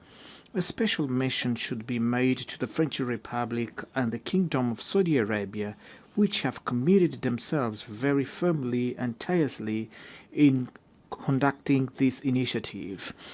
His Excellencies, in the context of this meeting, the New York Political Declaration on Peaceful Resolution of the Issue of Palestine and the implementation of the two-state solution, adopted on September 12 this year by the United Nations General Assembly, assumes unquestionable relevance as it demonstrated that there is an increasingly growing international consensus on the need to end the war in Gaza based on the effective implementation of the two-state solution. This conflict, which lasted for decades and has an unusual level of violence, will not be resolved, as all evidence show, by resorting to weapons, no matter how sophisticated they may be. The international community, which is increasingly aware of this fact, must use urgently all means at its disposal to convince the belligerents that the only way out of this situation is through dialogue to achieve a definitive peace based on the creation of the State of Palestine and peaceful coexistence between the two peoples. This is the position of the African Union, which also includes the principle that the East Jerusalem should be the capital of the independent and sovereign state of Palestine, and the Republic of Angola is unconditionally aligned with the African Continental Organization in this effort, in which we all are committed to the definitive resolution of this conflict. Excellencies, we are following with deep concern the alarming reports about the catastrophic humanitarian situation in the Gaza Strip, where entire communities, including many children, succumb daily to hunger and survive in subhuman conditions. Africa in general, and the Republic of Angola in particular, we have a firm position of condemnation of terrorism in all its forms and manifestations, and within this principle, we condemned the action that results in the death and kidnapping of a large number of people in Israel by Hamas. Therefore, we demand their urgent and unconditional release as a step towards creating the necessary condition for dialogue. Along with our unequivocal condemnation of this act of deliberate violence perpetrated against Israel civilian by Hamas, we also repudiate the disproportionate reaction of the State of Israel with the use of fighter jets, bombers, tanks, and heavy artillery against not conventional army, but against defenseless civilian population of Palestine, journalists, medical personnel, employees of United Nations and humanitarian organization agencies under the pretext of persecuting Hamas. We also condemned the instrumentalization of humanitarian assistance as a weapon of war due to its profoundly inhuman and difficult to justify. In the face of this tragedy, it is urgent that we call for an immediate suspension of measures that obstruct and jeopardize the fundamental rights of population of Palestine, including the right to life, medical care, and food. We view with great concern these acts of war carried out selectively by Israel in several countries in the region, in total disregard for the norms of international law and principles and values of the United Nations charters, that do not produce other effect than lead to the resurgence of tensions and instability in the Middle East by destroying the prospect of resolving the conflict through dialogue and negotiations. Excellencies, the Republic of Angola, in an act of coherence and historic anticipation, formally recognize.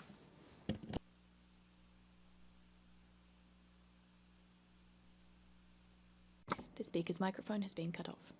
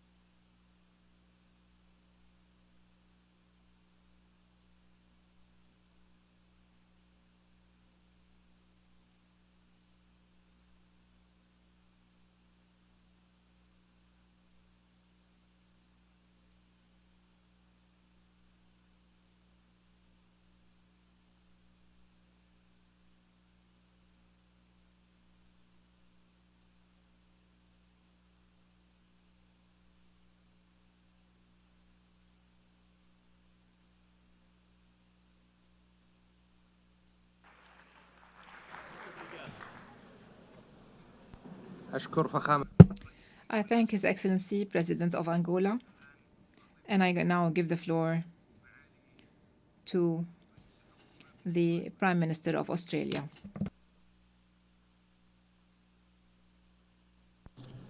President Macron, Your Royal Highness, Secretary-General, colleagues. In 1947, Australia was proud to be the first member of the United Nations to vote for the plan that made the modern state of Israel possible. But that plan always encompassed two states, a state of Israel and a state of Palestine, living side by side within internationally recognised borders, recognising each other's right to live in peace and security.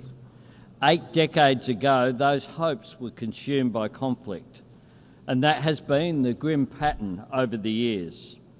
Opportunities not taken, compromises rejected, good faith betrayed, a cycle of violence that has crushed generations. We saw that in the horrific events of October 7, 2023. Hamas terrorists descending on a festival promoting friends, love and infinite freedom to perpetrate atrocities. One Australian, Galit Carbone, was among those killed. Australia embraces all who carry the weight of grief. We repeat our call for the hostages to be returned immediately and with dignity.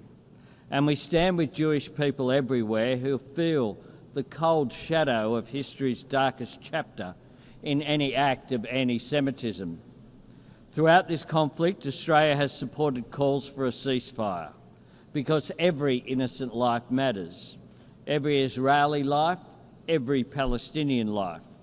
Right now, Gaza is in the grip of a humanitarian catastrophe, and the Israeli government must accept its share of responsibility. Tens of thousands of civilians have been killed. Desperate people, including children, denied vital aid. Aid workers killed, including Australian Zomi Frankham. Journalists killed trying to bring the truth to light. This comes alongside the continued illegal expansion of settlements on the West Bank and an increase in settler violence. Threats to annex parts of Palestine and permanently displace the Palestinian people.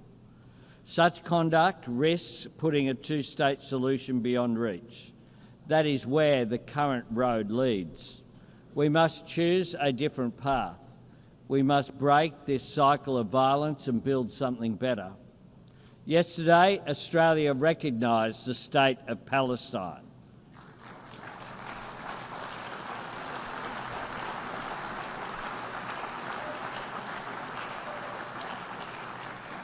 We have been clear. The terrorist organisation Hamas can have no role in Palestine's future. Our recognition was predicated on commitments from the Palestinian Authority, reaffirming Israel's right to exist in peace and security, that Hamas turn over its weapons to Palestinian security forces and never controls Gaza again, and the PA must demilitarise, hold democratic elections and undertake wholesale reform to governance, finance and education. The leadership of the Arab League has added strength to these commitments. Their demand for Hamas to surrender its weapons and end its rule in Gaza has helped create this historic opportunity, a chance to deliver self-determination for Palestine in a way that permanently disarms Hamas and drives them from the region once and for all. Recognising the aspirations of the Palestinian people is about more than a seat, a voice and a vote in the councils of the world. It is about real hope for a place to call home. This is the same hope that sustained generations of Jewish people, the same hope that binds us all to our countries and cultures and drives us to want a better life for our children. Working together, we can build a future where instead of children in Gaza dying in pain, living in fear or being taught to hate, they can go to school and build a life in larger freedom. That future depends on recognition being followed by reconstruction and reform, a credible cooperative peace plan supporting recovery in Gaza and security for Israel, establishing governance and excluding Hamas on the day after and every day after that. This is the next step we must take, and we must take it together. I thank you very much.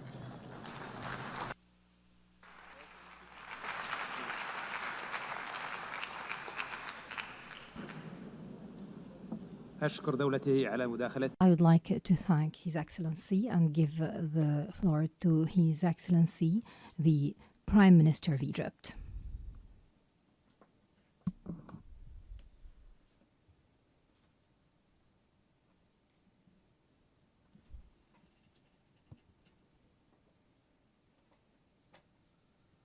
In the name of God, the compassionate, the merciful, Your Excellency President Emmanuel Macron, President of the Republic of France, Your Highness Prince Farhan, Minister of Foreign Affairs of Saudi Arabia, Your Excellency Antonio Guterres, United Nations Secretary General, ladies and gentlemen. Allow me at the outset to commend the efforts made by the Kingdom of Saudi Arabia and the Republic of France to organize this important conference.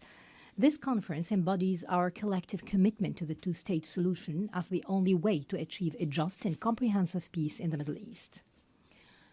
On behalf of Egypt, which for more than 40 years has led efforts to establish a just peace and stability in the Middle East, I address you today.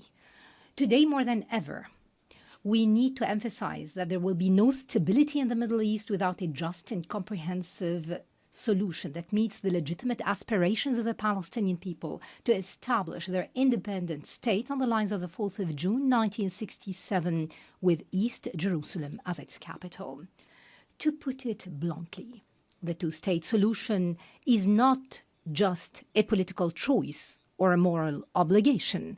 Instead, it's a security imperative. The only path to a secure, stable, and prosperous Middle East is to guarantee the Palestinian people's right to freedom, dignity, and independence. Security will not be achieved in Israel through military force or attempts to impose a fait accompli. Ignoring Palestinian rights will only bring about more escalation and instability. The lack of a political horizon will open the door to more violence and radicalism. This has been proven by the successive developments in our region, especially over the past 2 years. In this vein, I would like to stress Egypt's full condemnation of the ongoing Israeli aggression against the Palestinian territories and throughout the region. This includes the dangerous precedent of bombing the brotherly state of Qatar, which joins Egypt in the mediation effort to end the aggression on the Gaza Strip and restore stability.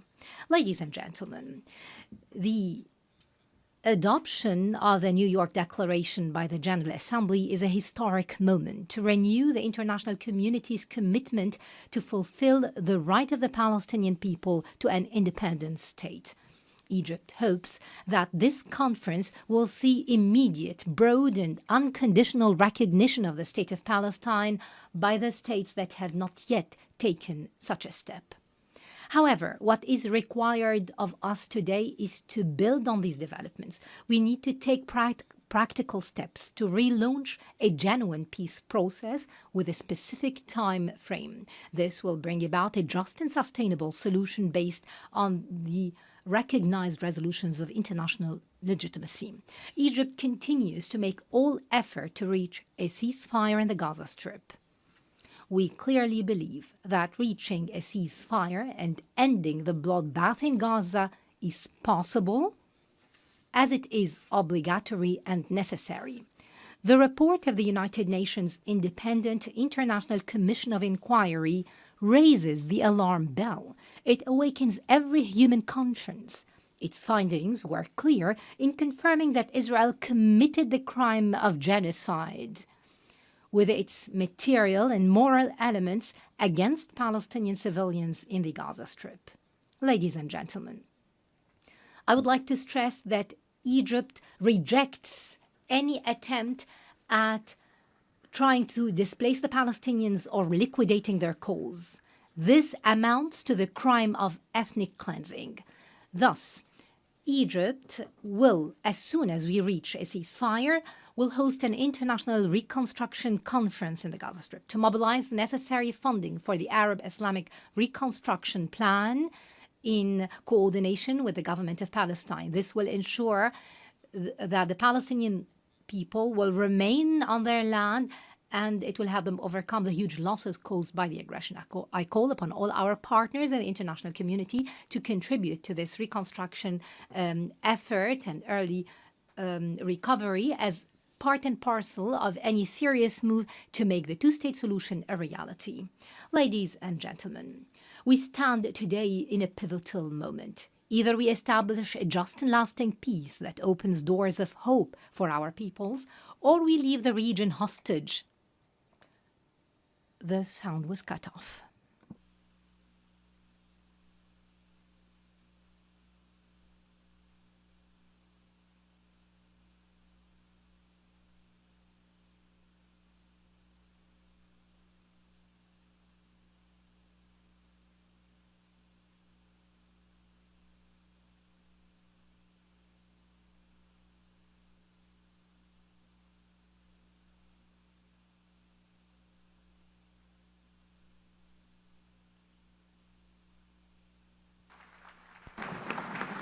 I would like to thank His Excellency the Prime Minister for his statement and give the floor to the Prime Minister of Spain.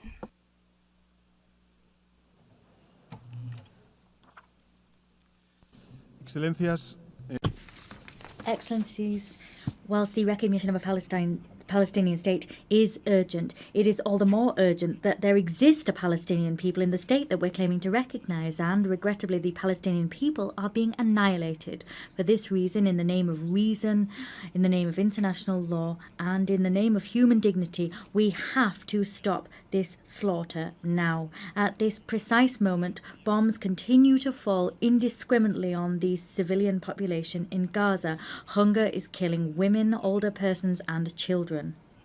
Today, we take a crucial step forward in calling for a two-state solution at this conference. But let us be lucidly clear, there is no solution possible when the population of one of those two states is the victim of a genocide. We are all well aware that the only hope that civilians in Gaza have is that of knowing that the world does not forget them, and this conference nurtures that hope. It is an act of moral rebellion, an uprising against indifference and forgetfulness. Let us make this conference too a collective commitment to halting brutality and to paving the way for peace. Excellencies, this conference marks a monumental step forward, but it is not the end of the road. It only is and can only be the beginning. As such, I want to make two proposals. First, the State of Palestine must be a fully fledged member of the United Nations. As soon as possible, we must conclude the procedure to admit the State of Palestine to this organization on an equal footing with the rest of states herein. Secondly, we have to immediately adopt measures to halt the brutality and make peace possible. Spain, of course, will adopt a plan with measures to halt the genocide in Gaza. We will continue to take brave measures shoulder to shoulder with anyone who wishes to join us, because Gaza needs it.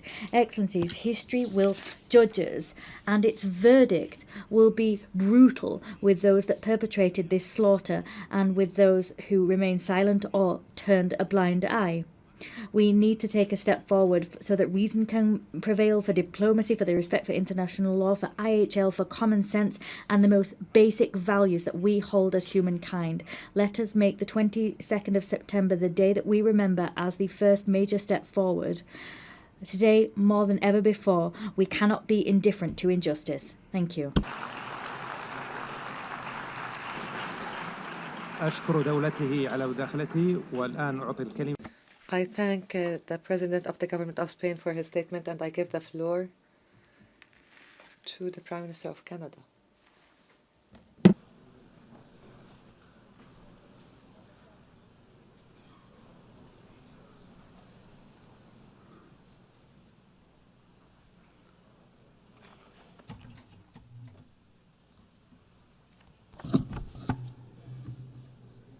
Your Excellency, Monsieur le Président de la France, Your Excellency Prince Faisal bin Farhan Al Saud,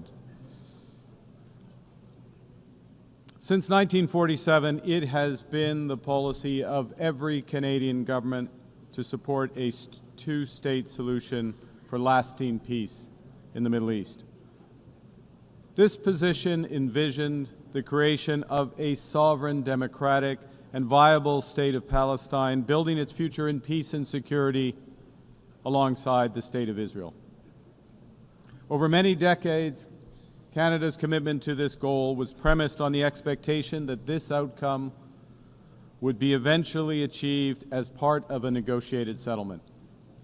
Regrettably, this possibility has been steadily and gravely eroded, including by the pervasive threat of Hamas terrorism to Israel and its people, culminating in the heinous attack of October 7th. The accelerated building of settlements across the West Bank and East Jerusalem and the soaring settler violence against Palestinians. Actions such as the E1 settlement plan and the Israeli government's contribution to the humanitarian disaster in Gaza. Hamas sows terror among the Israeli people and has oppressed the people of Gaza. That has prompted us to take the position we have. Hamas must absolutely release all hostages, disarm fully, and never play any role in the future governance of Palestine. Stolen from the Palestinian people, chased them and cheated them from their life and liberty, and it can in no way dictate their future. But Excellencies, the current Israeli government is working methodically to prevent the prospect of a Palestinian state from ever being established. Il poursuit sans relâche l'expansion. And tirelessly continues settlement expansion in the West Bank. That is illegal under international law. Its constant aggression against Gaza has claimed the lives of tens of thousands of civilians. It has compelled the displacement of more than 2 million people and caused a devastating famine. Another violation of international law. Policy of the current Israeli government that there will be, and I quote, no Palestinian state. In this context, Canada recognizes the state of Palestine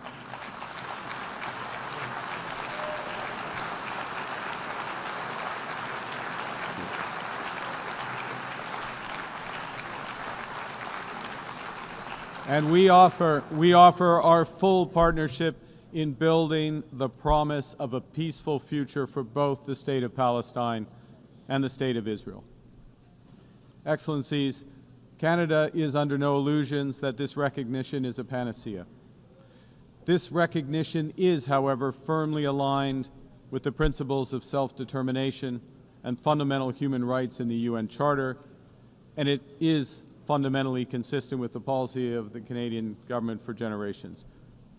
We take this action as part of a coordinated effort led by France and Saudi Arabia, a coordinated effort to provide the possibility of peace and a two-state solution. Recognizing the state of Palestine, led by the Palestinian Authority, empowers those who seek peaceful coexistence and the end of Hamas. It doesn't legitimize terrorism. And in no way does it compromise Canada's steadfast support for the State of Israel, its people, and their security, because that security can only be ultimately guaranteed through the achievement of a comprehensive two-state solution. Canada will take the efforts it needs to make to support the Palestinian Authority in implementing its program. With our international... The microphone has been cut off.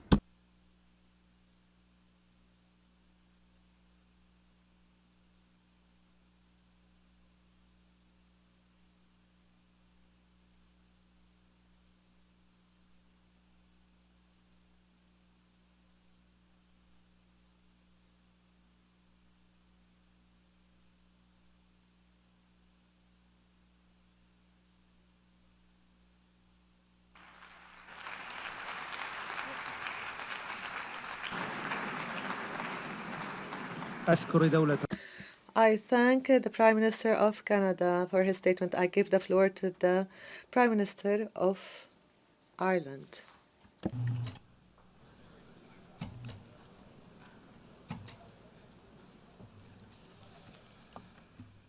Presidents, co-chairs, may I begin by thanking France and the Kingdom of Saudi Arabia for convening us today, and I commend them for their leadership on this most vital of issues. Those of us gathered here know that the only viable option to deliver a peaceful future for Israel and for Palestine is a two-state solution. At this most critical juncture, we must continue to put our full political weight behind it. The situation on the ground has rarely looked so bleak. A just and lasting peace seems further away than it ever has. But in our own peace process in Northern Ireland, to a conflict of 24 years' duration, we recognised that even in the darkest of days, we had a duty as leaders to keep the flame of hope alive and to keep talking. The immense suffering of the Palestinian population in Gaza over the past 2 years has been an affront to the world. It has horrified people around the world, nowhere more than in Ireland, where people have been moved to sorrow and to anger. What happened to Israel on the 7th of October was a horrific and brutal attack on an innocent civilian population, and Hamas must be held to account for its actions. It was an appalling act of crime, war crime. But it cannot justify what has happened since. More than 65,000 people killed in Gaza. Horrifically, more than 20,000 of them children. The use of food as a weapon of war, with scarcity becoming hunger, becoming famine. Hospitals attacked, homes and schools destroyed, thousands of years of culture wiped out. People shot as they desperately seek food for their families. Doctors, aid workers, journalists targeted and killed. We have reached a point where what has been credibly described as a genocide is being carried out in front of the eyes of the world. It would be easy to just despair, but we must not. Gaza must move us to action. And there are still humanitarian workers, medics, journalists determined to do their best for the people of Gaza and for Palestine. They are doing so with the most extraordinary courage and without regard to their own safety. To honour them and the Palestinian people, it is right that we as political leaders play our part too. And the only way to end the appalling cycle of violence is to forge a political path. And the only credible destination is a two-state solution, with Israel and Palestine living side by side in peace and security. And that is why Ireland last year, with Spain, Norway and Slovenia, recognised the state of Palestine.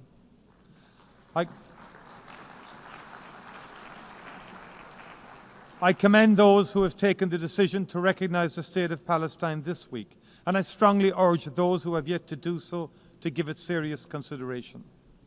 We know that there are people, including in the Israeli government, who are working daily to make that outcome impossible. In addition to the destruction of Gaza, settlements are expanding every day, and illegal settlers in the West Bank are increasingly emboldened and militant. If we do not move now to protect the two-state solution, if we do not work to build a process through which it can be achieved, there may never be another opportunity. That must not be our legacy to future generations. Ireland is ready to play its part, and I look forward to our continuing steadfast cooperation. Thank you very much indeed.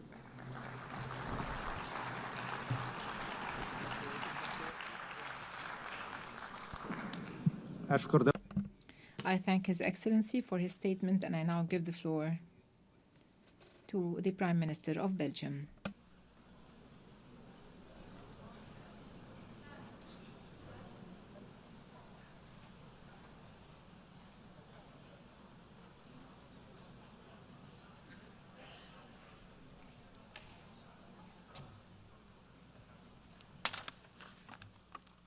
Dear Secretary General, dear Excellencies, ladies and gentlemen, Belgium has always defended the two-state solution and is today reaffirming once again this position by having joined the co-signatories of the New York Declaration. Only this solution will allow Israelis and Palestinians to live side by side in peace and security. To support this aspiration, since the Oslo agreements, Belgium has provided bilateral funding and technical assistance to the Palestinians for a total amount of around 600 million euros. We also remain committed to meeting the acute humanitarian needs in Gaza. We have recently airdropped over 190 tons of humanitarian supplies to address the most acute needs. The Belgian government has recently decided to add another 12.5 million euros to our humanitarian budget for Gaza, in addition to what has already been disbursed. Full and free access to Gaza for providing massive humanitarian aid is an urgent need, as the famine has been officially recognized by the United Nations. Ladies and gentlemen, the resumption of settlement activities in the West Bank, particularly the E1 project, the military occupation aimed at the full occupation of Gaza, as well as the indescribable humanitarian crisis, all raise fears today that, in the absence of an international response confirming the need to keep the prospect of a Palestinian state alive, peaceful and sustainable coexistence in two states may no longer be possible. The recent declarations of a number of Israeli ministers, including the Prime Minister himself, that no state of Palestine will ever exist, is an additional reason for reaffirming the right and the need of the Palestinians having their own state.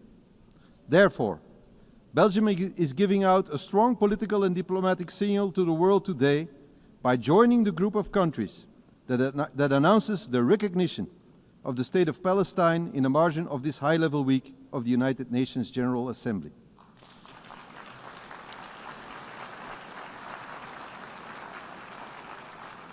We are thus joining the initiative of France and the Kingdom of Saudi Arabia as advocated in the resolution adopted by the Belgian Parliament.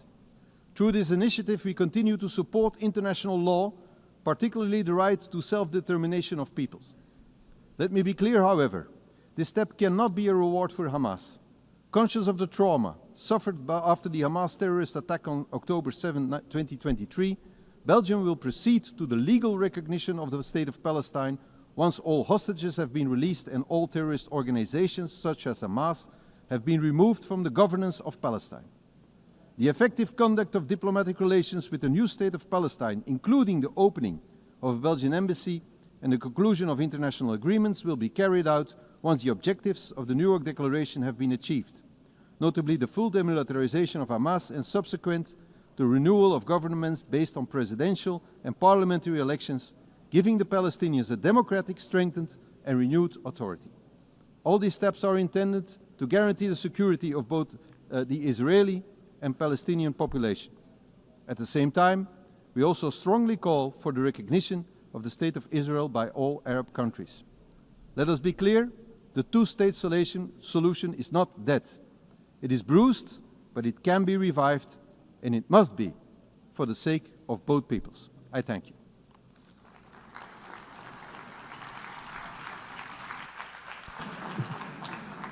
نشكر دولته. We thank His Excellency, and I now give the floor to His Excellency Prime Minister of Norway.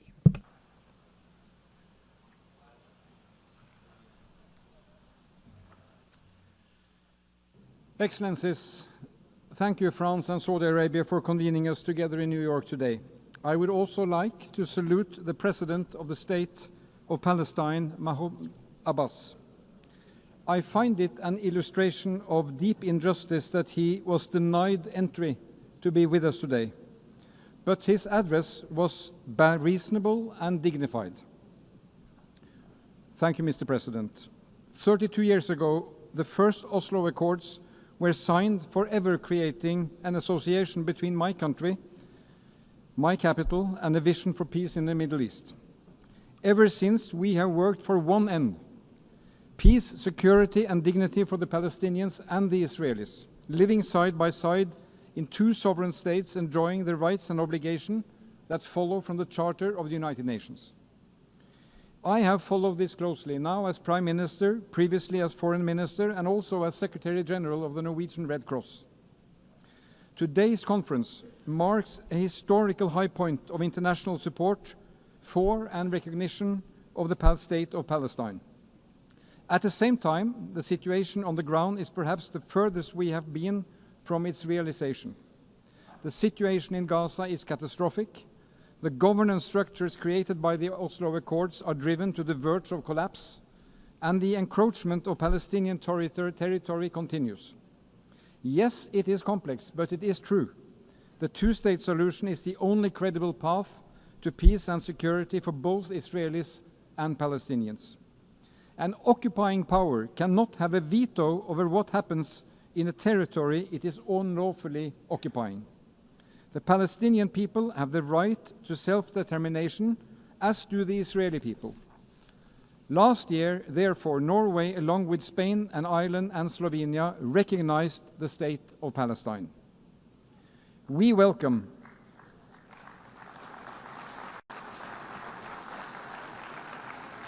the recognitions announced this week and last year and today. Merci, Monsieur le Président, pour la décision.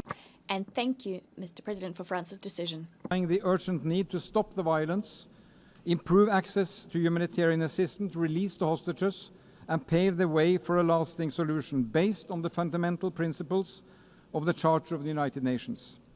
Only last week, this Assembly approved a roadmap of concrete actions to this end. And in July, a broad majority voted the New York Declaration. But friends, there will be no state of Palestine or a body to govern Gaza the day after without functioning Palestinian authorities. Preserving and reforming the institutions that we together have invested in and helped build over the last 3 decades is critical. It is critical for the well-being of the Palestinian population and its desperate hour. And it is critical for peace and security also for Israel. The alternative is chaos or worse.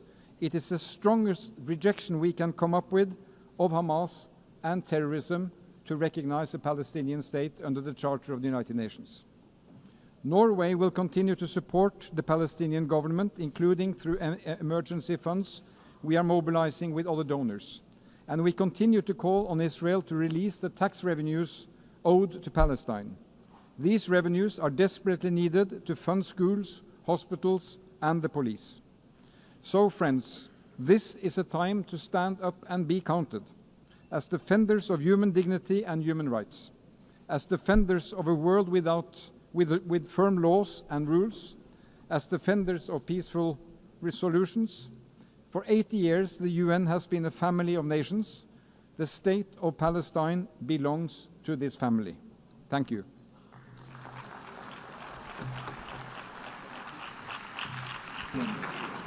I thank His Excellency, and I now give the floor to His Excellency Prime Minister of Luxembourg.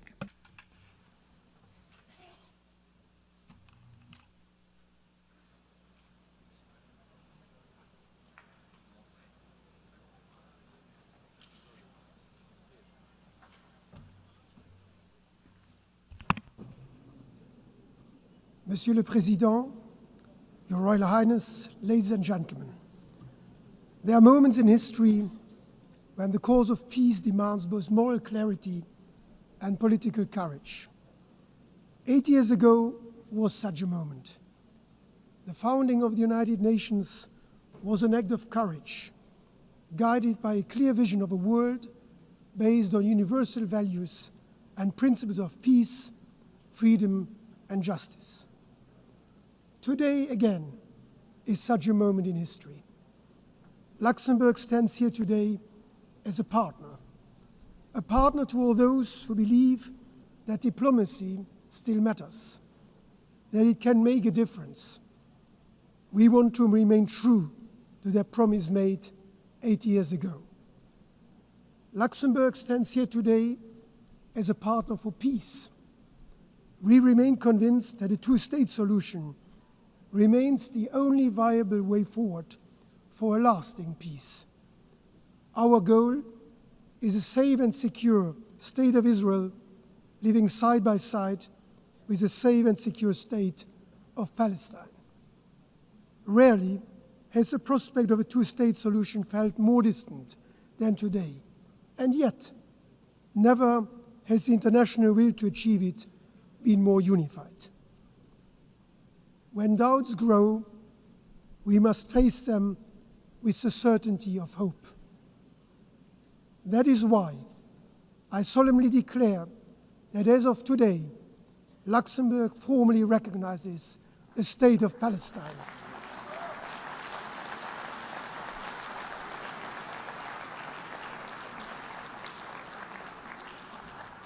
Recognition is not the end of a process. It is the beginning of a renewed commitment to hope, a commitment to diplomacy, to dialogue, to coexistence, and a two-state solution, to the idea, fragile but still possible, that peace can prevail. We take this step fully aware of its great symbolic weight. It is our contribution to a political process, one that we hope will revive the prospect of a negotiated two-state solution, grounded in the legitimate aspirations of both Palestinians and Israelis. It is fully aligned with the principles that have guided Luxembourg's foreign policy since 1945. Respect for international law, the promotion of a rules-based order, and the values enshrined in the UN Charter. And let me be clear, this is not a decision against Israel or its people, a people with which my country shares strong historic ties, and whose right to live in peace and security we have been fully upholding since 1948. Luxembourg has been and will remain a friend of the people of Israel and Jews around the world. And with the same clarity, let me say that this is not a decision to reward violence or endorse any actor who undermines peace. Luxembourg condemns, in the strongest possible terms, the atrocities of October 7, and we call for the immediate and unconditional release of all hostages. And in line with the New York Declaration, we expect the Palestinian leadership to live up to the responsibilities of statehood. The road ahead will not be easy. We do not claim this recognition alone will change the course of the conflict, but we hope it will contribute restoring momentum to the political horizon that has been lost. Peace is not simply declared. Real peace, lasting peace is built step by step, brick upon brick. Let this recognition be a message to grieving families, to hopeful children, and to all those who have not yet given up. Thank you.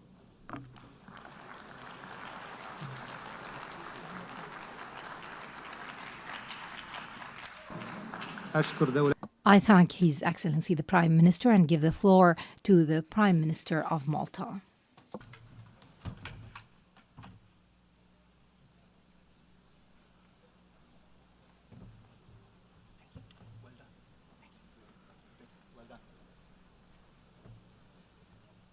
Excellencies, dear friends, let me begin by stating clearly and unequivocally that the Republic of Malta is proud to confirm our official recognition of Palestinian statehood.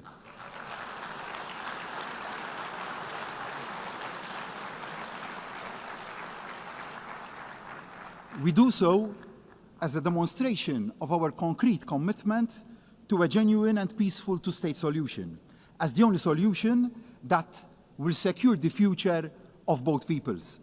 Malta is equally unequivocal in its support for the right of Israel to exist alongside a democratic Palestinian state. In making this commitment, I am acutely aware of how events have unfolded since the appalling Hamas attacks of October the 7th. They were the despicable work of a terrorist organization which must have no place in the emerging Palestinian state. Since then, Malta has been unwavering in calling for the unconditional release of all the remaining hostages. No ifs, no buts. The hostages must come home now. Malta adds once again its voice to those demanding an immediate and permanent ceasefire. The fighting must stop now. I am also aware of the opinion that recognizing the state of Palestine somehow amounts to a victory for Hamas. A two-state solution, however, is the worst possible outcome for Hamas. It is not what they want to see. They want to see Israel wiped off the map. Malta and our allies want to see Hamas wiped out.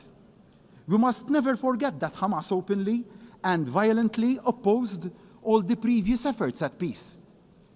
If Palestinians can see a peaceful and realistic road to nationhood and self-determination, it fatally undermines the siren cries of Hamas. It offers the only hope that there is an alternative to conflict. I ask, what is the other alternative? What is the future that the hotheads on both sides envisage? A conflict without end? Israel under constant attack? A region mired in instability? That is an outcome nobody should want. Instead, with the right to recognition come huge responsibilities for the Palestinian leadership. There must be absolute adherence from the outset to non-violence, and mutual recognition. Hamas must have no role in any shape or form in the future government of Palestine. Malta supports the Palestinians' authority, one state, one government, one law, one gun approach, and the need for urgent, free, and fair elections. Equally, there are urgent responsibilities for the Israeli government. The attacks on civilians and infrastructure must stop immediately. The illegal settler encroachment and accompanying violence in the West Bank must also stop immediately. And unhindered aid under genuine international auspices must be allowed to flow immediately. Starvation is being suffered in Gaza, and the deaths of hungry civilians trying to access the pitiful trickle of food aid being allowed in cannot be allowed to go on. I am not ashamed to admit that I cried after recently visiting the young children we brought over to Malta from Gaza to give them the best medical care our island has to offer and the required prosthesis. These innocent children have had their limbs and the best part of their life stolen away from them. They have also lost their parents, and they have been caused irreparable harm. But we will not allow their hope for a better future to be stolen away from them. And we will protect them. Ibrahim, I promised you that, and we will stick to our word. What is happening is morally and legally very wrong, and we have a duty on all of us to act. We know that the path to a functioning, free, and fair two-state solution is a long and also hard one. We know the dangers that lie along that path, but we also know the greater dangers that arise from saying nothing can be done, that the dream has died. We cannot, and we will not remain silent or complacent. The depth of the current tragedy must be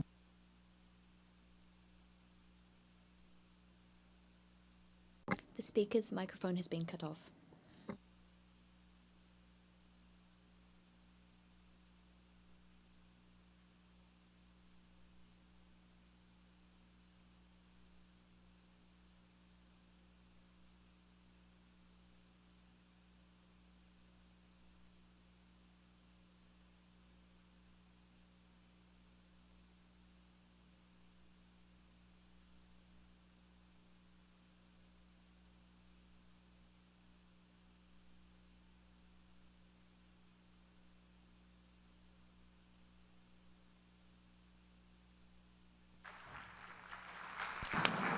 أشكر دولته. I thank His Excellency for the statement, and I give the floor to the representative of the EU.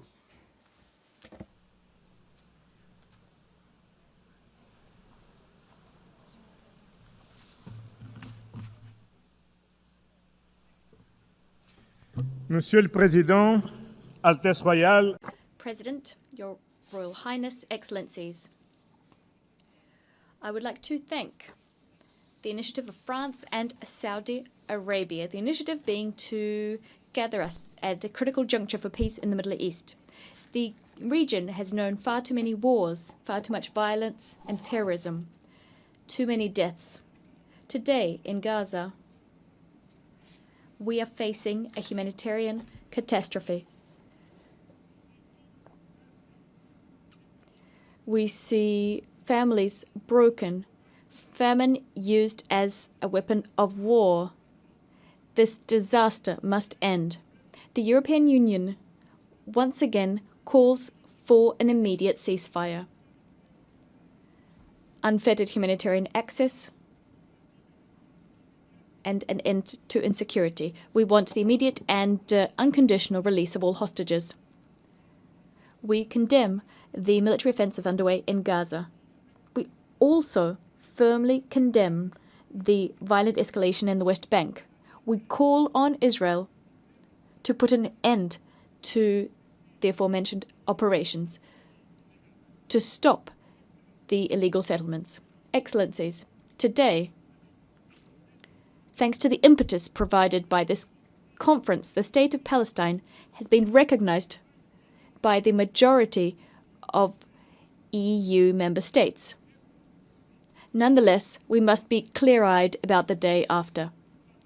There is no room for Hamas, for terrorism. There is no room for illegal settlements. There's no room for deaths of innocent civilians. Nowhere. Neither in Gaza, nor in the West Bank, nor in East Jerusalem, nor in Israel. There's only one way forward, and that's the two-state solution. The State of Israel, secure and recognized by all members of this General Assembly, and the State of Palestine, democratic, independent, viable. Two states living side by side in peace. The time for peace has come, and we are duty-bound to live up to the times we face. I thank you.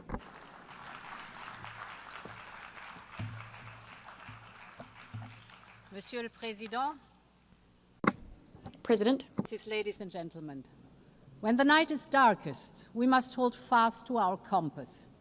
And our compass is the two-state solution. October 7th has opened one of the darkest chapters in history. We all agree that the tragedy in Gaza must stop right now and all hostages released. But ending the war might not be enough if there is no pathway to peace, if the prospect of two states is no longer viable. And as we speak, the two-state solution is being undermined, and this cannot be, because the only realistic peace plan is based on two states, with a secure Israel, a viable Palestinian state, and the scourge of Hamas removed. Since the beginning of this war, Europe has been the lifeline of the Palestinian Authority. We have put together an unmatched and unprecedented financial package of 1.6 billion euros. But as the very survival of the Palestinian Authority is at stake, we must all do more. And this is why we will set up a Palestine donor group. Any future Palestinian state must be viable, also from the economic point of view. And this can be achieved also with the support of the Palestinians' neighbors. We Europeans will set up a dedicated instrument for Gaza's reconstruction in coordination with other donors' efforts. Gaza must be rebuilt, the Palestinian economy must be relaunched, and I invite all of you to join in the effort to make this happen. Of course, in the end, only the Israelis and the Palestinians can agree on the way forward. But the international community has so much to contribute. We can facilitate, we can rebuild, but most importantly, we can keep hope alive. Thank you very much.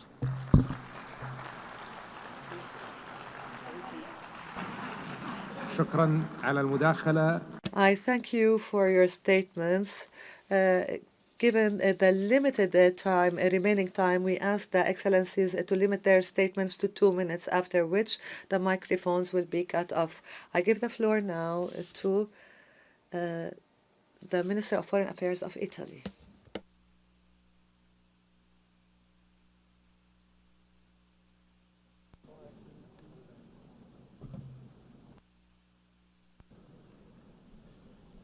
President Macron, Minister Faisal, this conference takes place at a crucial time. The humanitarian situation in Gaza is catastrophic. Our position is clear. Italy is against the occupation of Gaza Strip and against any idea of displacement of its population. Italy condemned also the recent attack against Doha, but we encourage Doha to continue in the crucial effort to mediate together with Egypt and the United States to reach a ceasefire. We deplore the decision of the Israel government to expand settlements in the West Bank.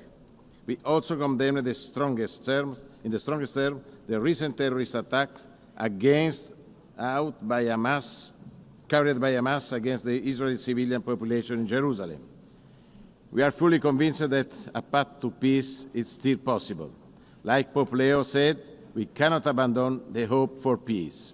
Italy strongly supports the dream of the Palestinian people to have a state. We will continue to support the Palestinian Authority in its reform.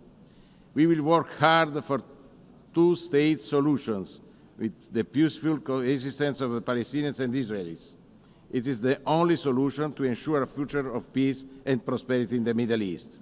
For this goal, it's crucial to reach the ceasefire, the liberation of the hostages, and the assumption of full humanitarian access. From the beginning of the conflict, Italy provided thousands of tons of aid to the Palestinian population. We also organized medical evacuation to cure in Italy hundreds of Palestinian children. We know this is not enough. We must interrupt the cycle of violence. The message from New York is clear. Israel, stop bombing.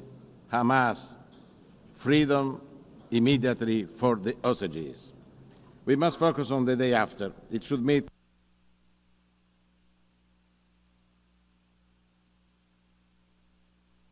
The microphone has been cut off.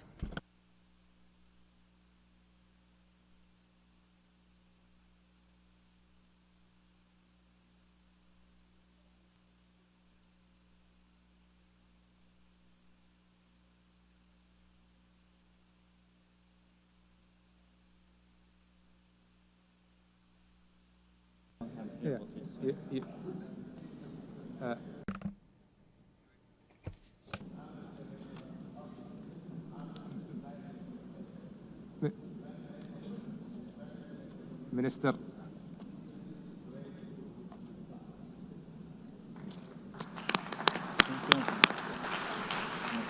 I thank His Excellency.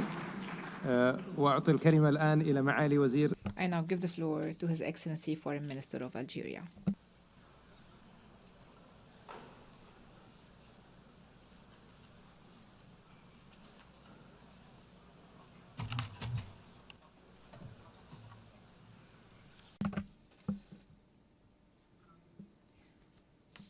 I thank the co-presidency of this conference. Algeria welcomes the convening of this conference,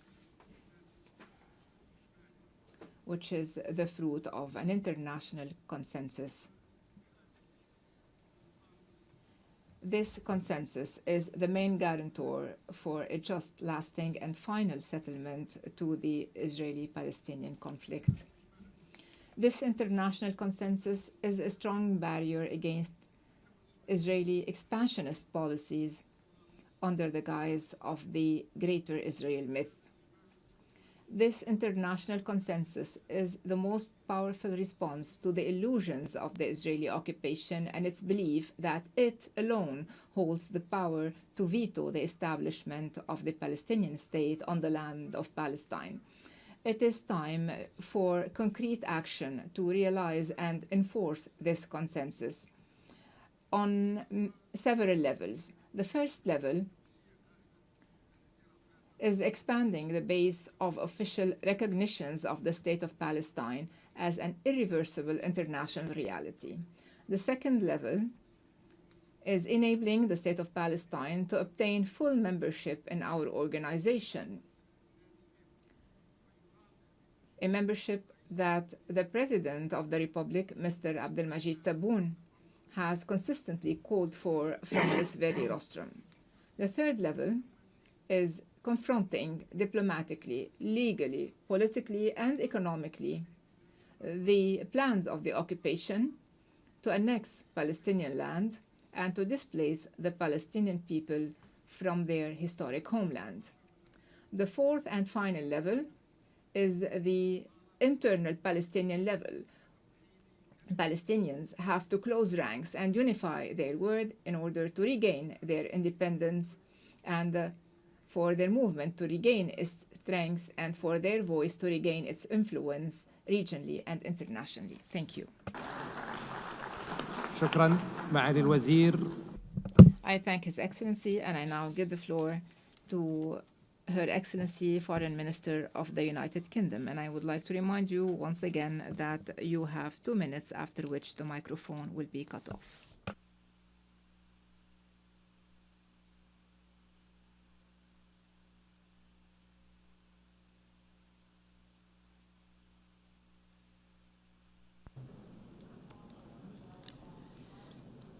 Thank you, Chair. Thank you, Your Excellencies, President Macron and Prince Faisal.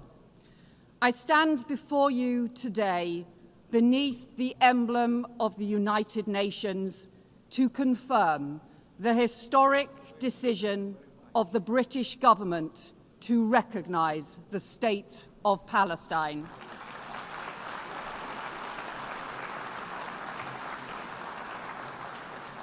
This step, alongside friends and partners, reflects a long-standing truth that statehood is the inalienable right of the Palestinian people and that two states is the only path to security and lasting peace for Israelis and Palestinians alike. But it also reflects a grave reality. The two-state solution that for decades has commanded global support is in profound peril. From continued bloodshed, man-made famine, terrorism and hostage-taking, settlement expansion and settler violence. And Hamas terrorists continue to hold hostages seized in the barbaric attack of October 7th, prolonging the unimaginable anguish of their families. And in Gaza, the unbearable humanitarian catastrophe worsens as the Netanyahu government chooses to escalate war and hold back aid. Children dying of starvation while food rots at the border. And settlement expansion threatens the very viability of a Palestinian state. The two-state solution risks disappearing beneath the rubble. That is what extremists on all sides want, but we refuse to let hope be lost. Recognition is born of urgency and principle, alongside our unwavering support for the security of Israel and its people. This pathway is the opposite of Hamas's hateful vision, and this process around recognition has helped cement the rejection of Hamas across the Arab world, alongside new reforms to the Palestinian Authority, because there can be no role for Hamas in the future governance of Palestine. But recognition must be a spur, not a substitute for urgent action. A ceasefire now, the release of all hostages, the restoration of aid, and a lasting framework for peace. Recognition is about the future, but it is rooted in our past. 75 years ago, Britain was rightly proud to recognise the State of Israel. But the promise of upholding Palestinian rights has gone unfulfilled. For decades, my country supported a two-state solution, but only recognised one state. That changes now, as we join more than 150 member states in recognising the State of Palestine and protecting the pathway to peace. Thank you.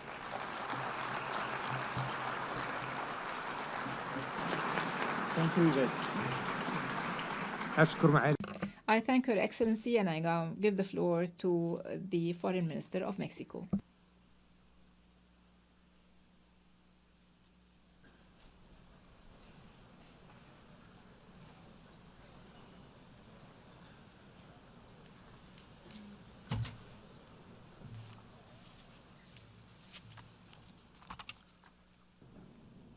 Señor Presidente. Mr. President, Excellencies, we are all concerned by the grave crises in the Middle East. It requires urgent actions, and it's on all of our minds. Since our meeting in last July, we have seen confirmation of a famine in Gaza, and the Independent International Commission of Inquiry on the occupied Palestinian territory has concluded that genocide has been committed in the Gaza Strip. There is an urgent need for collective actions which put an end to this heart-rending war. We need to see a just, peaceful and lasting arrangement based on the effective implementation of the two-state solutions. This should allow a safe and prosperous future for all countries in the region. The support for the New York Declaration issued by the General Assembly should lead to the establishment of political and security frameworks able to halt the humanitarian crisis. We must begin reconstruction and recovery work and guarantee the long-term security of both states. Mexico recognizes these steps taken by all mediating countries to immediately achieve a definitive ceasefire and the release of all hostages. It is our view that a just and lasting and peaceful solution based on international law must be supported by narratives, underpinned by narratives that humanize the problem, counter division, and promote the acceptance of the other. The microphone has been cut off.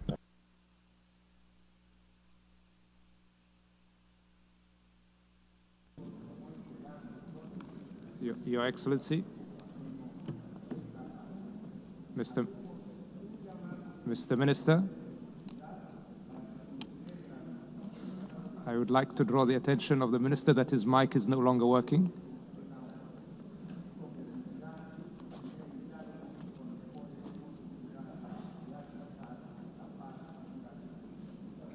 Yes. Thank you, Excellency. والآن أعطي الكلمة. And I give the floor to His Excellency, the Foreign Minister of Japan.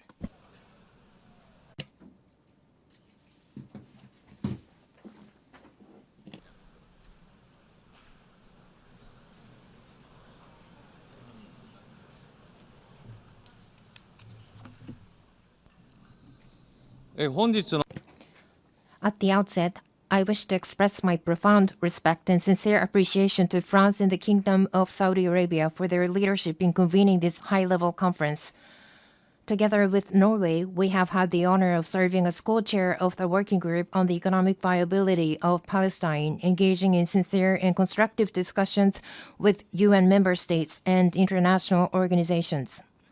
Urgent action is required to address the fiscal challenges facing the Palestinian Authority, sustained support for the PA, concerted engagement by the international community with Israel, and reforms undertaken by the PA itself. Japan continues to make tangible contributions, including recent financial assistance through the World Bank. Yet today, the situation has reached an extremely grave and alarming juncture that threatens to erode the very foundation of a two-state solution. The sharp deterioration of the humanitarian crisis in Gaza, the expansion of settlement activities in the West Bank, and steps toward annexations are completely unacceptable. Japan strongly condemns these actions and calls on Israel to immediately cease all such unilateral measures. At the same time, Hamas must release all hostages and disarm. Japan has consistently supported a two-state solution. For my country, the issue of recognizing a Palestinian state is not a matter of if, but of when. While carefully monitoring developments in the region, Japan will continue its comprehensive deliberations with even greater seriousness. Above all, what matters most is that Palestine can exist in a sustainable manner, living side by side in peace with Israel. Japan will continue to play a realistic and proactive role in advancing toward the goal of a two-state solution, even by a single step. Should Israel take further actions that block the path to the realization of a two-state solution, Japan will be compelled to introduce new measures in response. Japan fully supports the aspirations of the Palestinian people to establish their own independent state.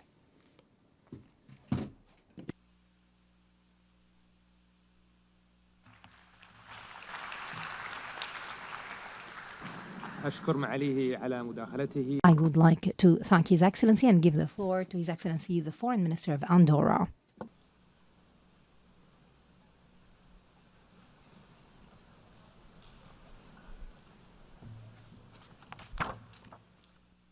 Messieurs les Présidents, Excellences. Presidents, Excellencies, ladies and gentlemen, the situation in Gaza has become unbearable. Civilian victims, mostly women and children, run into the tens of thousands. Humanitarian access has been seriously hindered. Hunger is a weapon of war.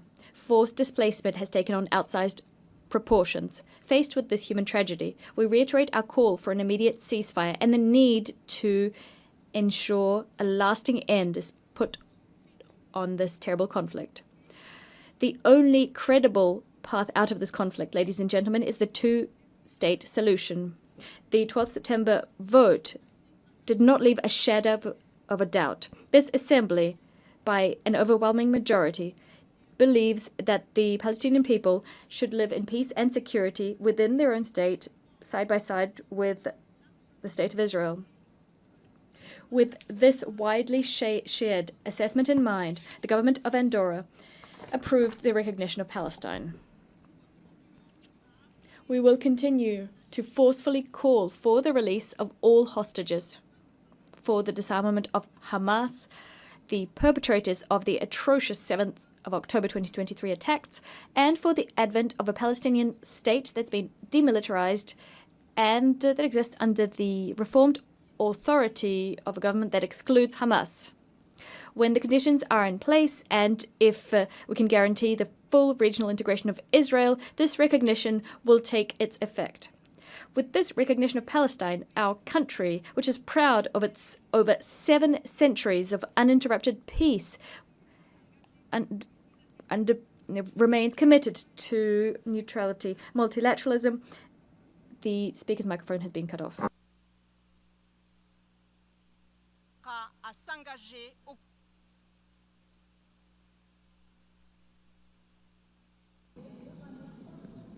Your Excellency.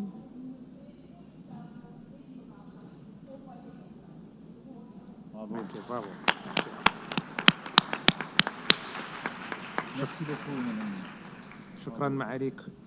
Thank you, Your Excellency. I give the floor now to the Deputy Prime Minister of Slovenia.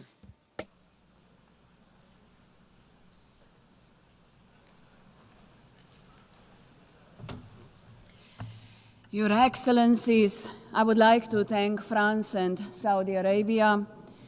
A mutually agreed and sustainable two-state solution is the only viable path forward for peace in the Middle East. This cannot exist without a legitimate and capable Palestinian Authority, which requires reforms but also international support. We cannot allow the region to revert to an ineffective state that leaves a vacuum. It is for these reasons I signed a memorandum of understanding with Palestine last month. The horrifying images of starving children in Gaza are the outcome of deliberate choices. This is a man-made catastrophe. Gaza is enduring what international law defines as genocide. This demands clarity of words and urgency of action.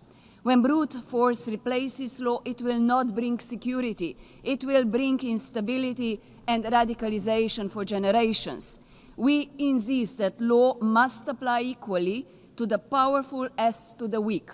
Slovenia has acted We recognize Palestine together with Ireland, Norway, and Spain. We call for a permanent ceasefire, the release of all hostages, and the protection of all civilians. We insist that humanitarian aid must flow into Gaza. We are at a turning point. We welcome the most recent recognitions and insist others must follow suit. History will not be kind to hesitation. It will not remember speeches that avoided difficult truths. It will unapologetically remember those who stood silent when genocide unfolded. Let this conference be remembered not as another echo chamber, but as the place where the international community finally moved from words to consequences. And the speaker's microphone has been cut off. I thank Her Excellency, and I give the floor to the Foreign Minister of Germany.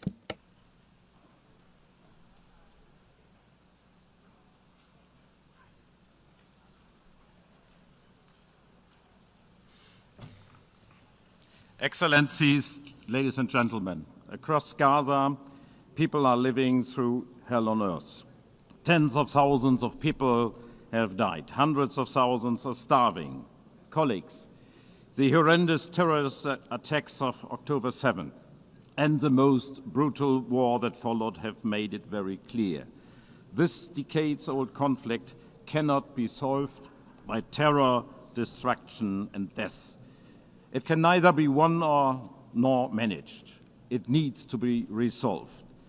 We are well aware that today a two-state solution appears more distant than ever. We are well aware that steps are being taken as we speak to bring it further out of reach. We are meeting today because we are convinced there can be a better future. An independent, democratic, and viable Palestinian state existing side by side and in peace and in security with Israel. A negotiated two-state solution in accordance with international law, one to which no convincing alternative has been presented so far. Colleagues, to bring that future closer, Germany is guided by three principles. First, we do not and will not recognize any changes to the 1967 borders unless agreed upon both parties. Second, we consider Israeli settlements in the occupied territories unlawful and a serious obstacle to peace. And third, we respect the IGC's advisory opinion of 19th July 2024 and act in line with its stipulations. My country will always be deeply committed to Israel's existence, which is still being questioned by some. My country will always be committed to Israel's long-term security.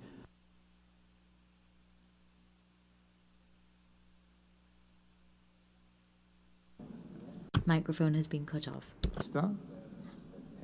Herr Minister. Herr Minister. Yeah. Herr Minister, Ihr Mikrofon ist ausgeschaltet. Thank you. Thank you, Your Excellency. شكرا معالي الوزير. والآن Thank you, Excellency. I now give the floor to the Foreign Minister of Denmark.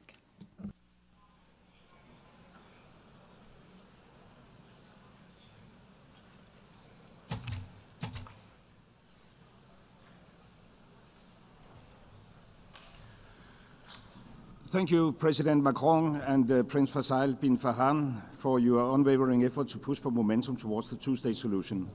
Denmark has endorsed the New York Declaration and remained deeply committed to build on that momentum. Almost 2 years has passed since Hamas' appalling terrorist attack, and ever since, Denmark has repeatedly condemned the attack, and we continue to insist on the immediate and safe release of every hostage. In the meanwhile, the war in Gaza has created a humanitarian catastrophe of unbearable scale, and Israel is expanding its military offensive. This needs to stop now. Israel needs to change course now. As an elected member of the Security Council, Denmark actively pushes for solutions, urging for an immediate ceasefire, release of hostages, unhindered humanitarian access. Today, the two-state solution is challenged by the war in Gaza, by Israel's direct opposition, expanding of illegal settlements, and threats to annex Gaza and the West Bank. This is why I say today, the keys to recognition of the Palestinian state should no longer lie in the hands of the Israeli government. The Palestinians themselves must be able to fulfill the conditions for the creation of a viable Palestinian state. The key must be in their hands. The Palestinians must become masters of their own destiny. Therefore, Denmark stands ready to recognize Palestine as a state when certain conditions are met. The Israeli hostages are released, when Hamas are disarmed and no longer plays a role in Gaza, when there has been further progress on the PA's reform agenda, and when it is certain, and when there is certainty that a future Palestinian state will be demilitarized. In that spirit, we welcome the strong commitment by President Abbas regarding democratic reform and condemnation of Hamas, confirming that they can have no role in Gaza. Denmark has been at the forefront pushing for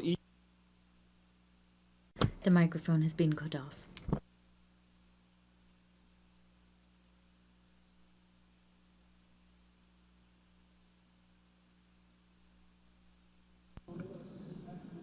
Your Excellency,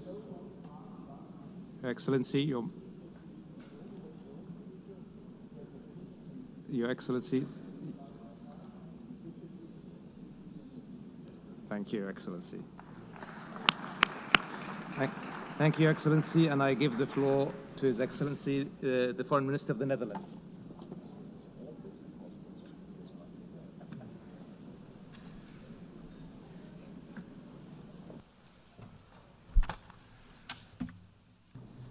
Your Excellencies, today we unite as international community to voice our support for the two-state solution. Allow me to thank France and the Kingdom of Saudi Arabia for providing this opportunity. We must bring an end to this continuous cycle of violence and suffering that Palestinians and Israelis have for long endured. We have both the ability and the obligation to provide hope and a future to those who seek peace and reconciliation. The horrendous war in Gaza must end now, and the worrying tide in the West Bank must be turned. With this in mind, we put our signature under the New York Declaration. And with this in mind, we have taken and will take steps to preserve the two-state solution and alleviate the immense suffering of the people of Gaza. A full course correction is needed, and the steps the Netherlands takes at the national and European level should force Israel to change its course. A legitimate and democratic Palestinian Authority with full control of the Palestinian territories is critical for achieving a viable Palestinian state. Hamas can have no role in future governance, must release all hostages and lay down its arms, and any future solution must guarantee the security of Israel, as we remain fully aware of the intention of Hamas and its likes. The Netherlands will recognize a Palestinian state at a later stage as part of a political process that should commence now.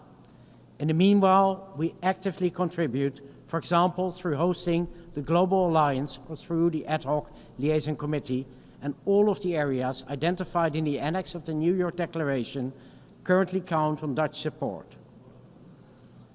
We must continue to build on the outcomes of this conference and maintain momentum. An independent Palestinian state alongside a secure Israel. The speaker's microphone has been cut off. Thank you, Your Excellency. I now give the floor to His Excellency, Minister of State of Qatar.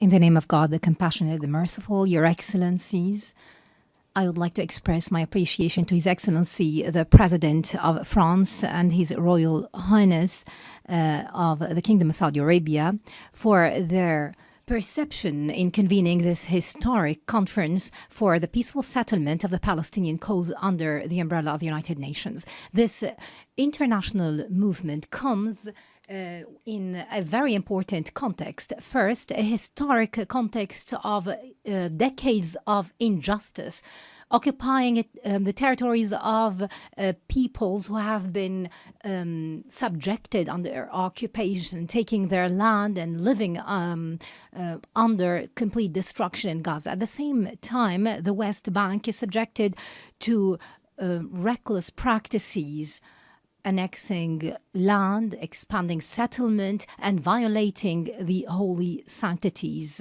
This is a dangerous threat to international peace and security and to the Middle East. This Israeli escalatory aggression came as a threat to so many countries in the region, including my country. Our capital, Doha, has been subjected to a treacherous Israeli aggression that violated its territorial integrity, led to the killing of 6 martyrs, and put the entire region to the brink of danger. This was a violation of international law and the UN Charter, and we believe that Israel is fully responsible for this rogue aggression, which was condemned by the Security Council and the United Nations. We have participated in the preparation of this conference to come up with a document that will be balanced to ensure the participation of all. Today, we must stress the establishment of a Palestinian statehood with sovereignty. The mic was cut off.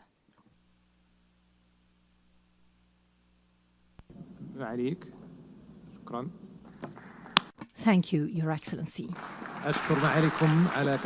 I would like to thank you, Your Excellency, and give the floor to His Excellency, the Minister of State in the UAE.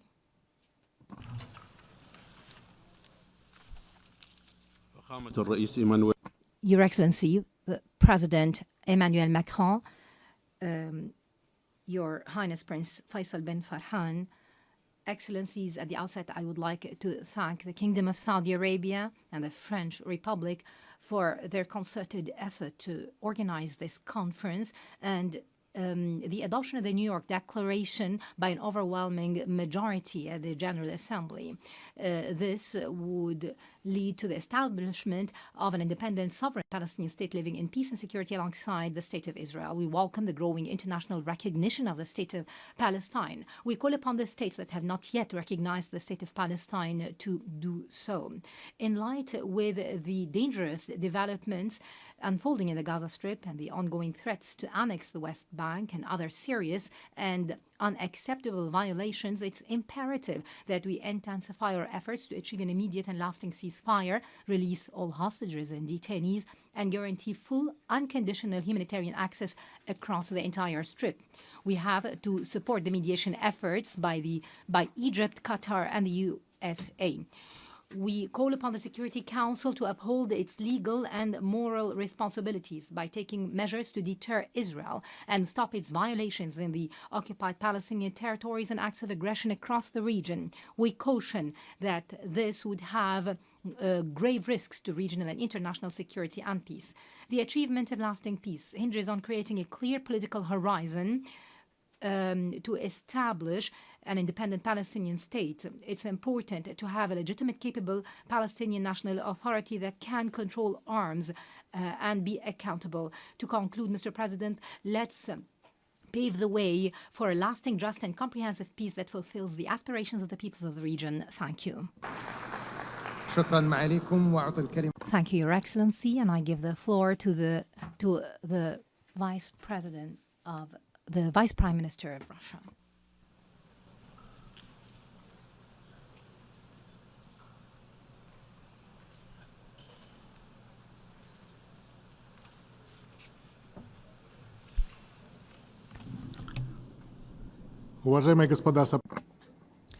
Distinguished co-chairs, ladies and gentlemen, what's happening in the Middle East has exceeded all thinkable and unthinkable limits over the last 3 years.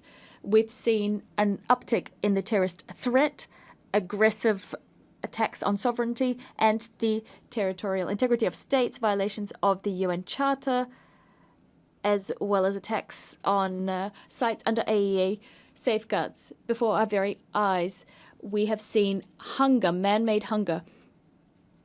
We're seeing people queuing for foodstuffs.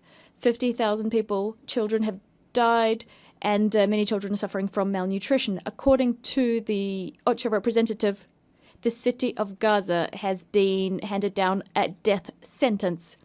The Israeli leadership has announced it will be annexing a large portion of the West Bank, building up E1, that sector, and thus doing a blow to the establishment of a continuous state of Palestine with East Jerusalem as its capital. Palestinians are being subjected to unspeakable suffering, as well as having their hopes for a better future taken away from them. And this at a time when we commemorate the 80th anniversary of the end of World War II and the establishment of the UN.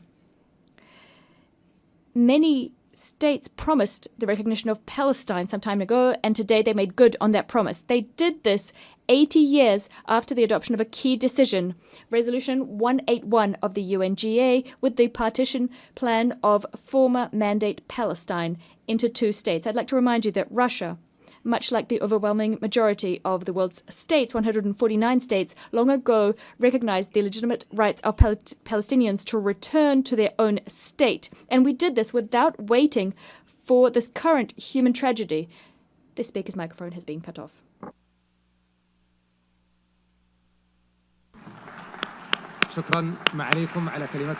I thank you, Your Excellency, for this statement, and I give the floor to His Excellency, the Secretary General of the League of Arab States.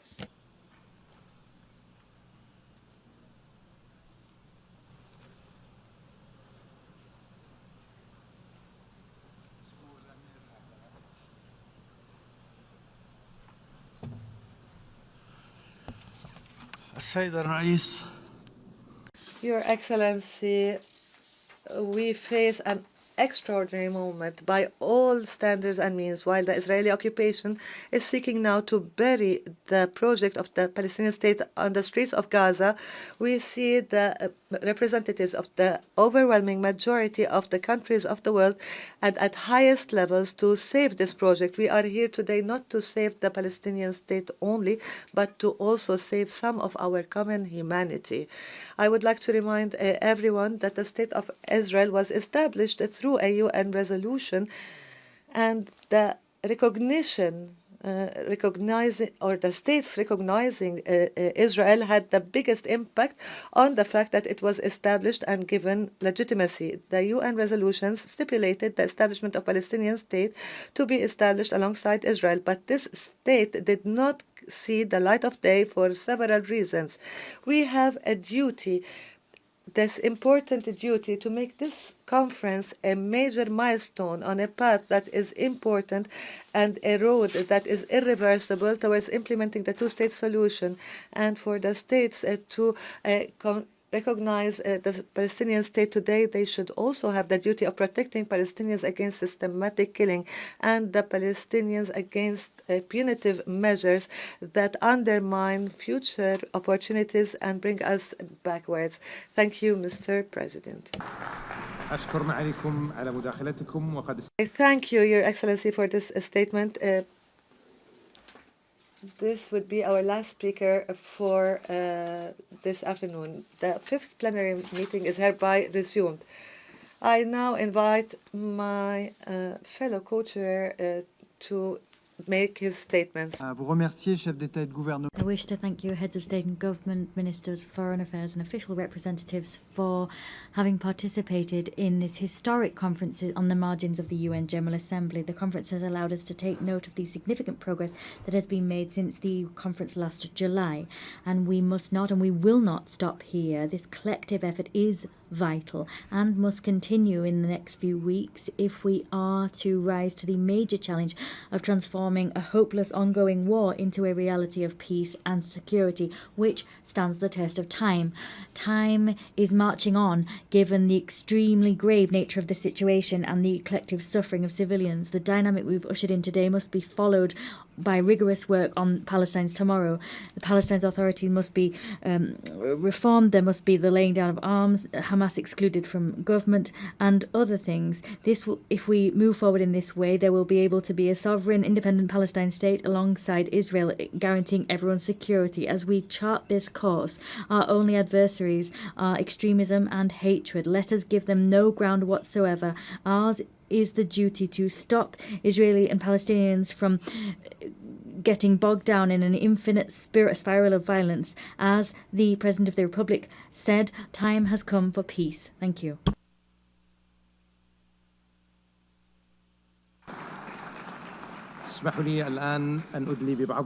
Allow me to make some concluding remarks.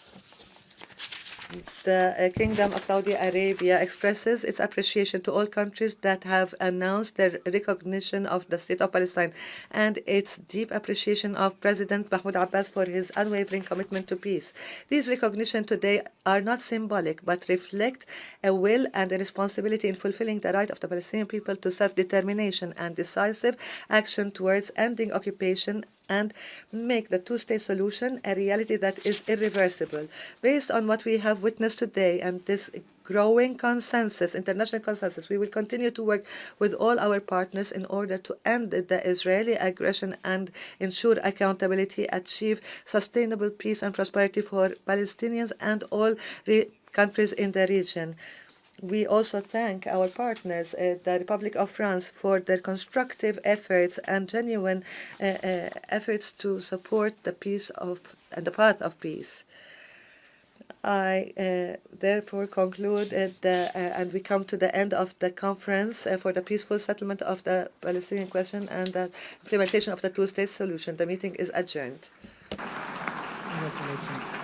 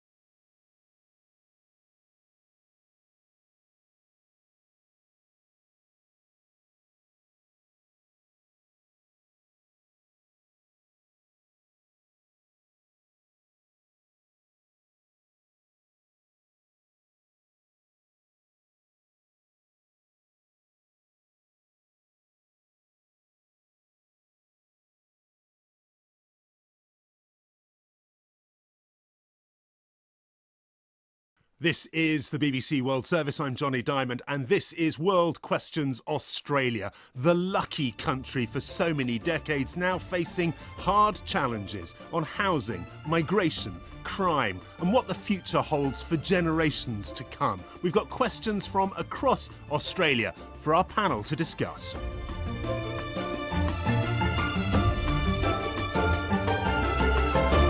Lots of questions, let's get some answers, and let me introduce our panel. Katie Gallagher is the Minister for Finance in the Labour government. Katie, hello. Thanks very much for having me on. John Pesutto is a politician with the opposition Liberal Party. Until very recently, he was head of the opposition in the state of Victoria. Welcome to you, John. Great to be here, Johnny. Senator Sarah Hanson-Young has been a senator for South Australia since 2008. She represents the Australian Greens. Hello, Sarah. Wonderful to be here. Thank you. And we're joined by Alexandra Smith, state political editor with the Sydney Morning Herald newspaper. Alexandra, hello. Hello, great to be with you. Well, it's a fabulous lineup. Let's go straight to our first question. It comes from Madeline from Adelaide in southern Australia. Hi, Madeline. Hello, Johnny. My question is, we urgently require more housing, but the climate and the environment mean we should not be developing any more land. How do we resolve this problem?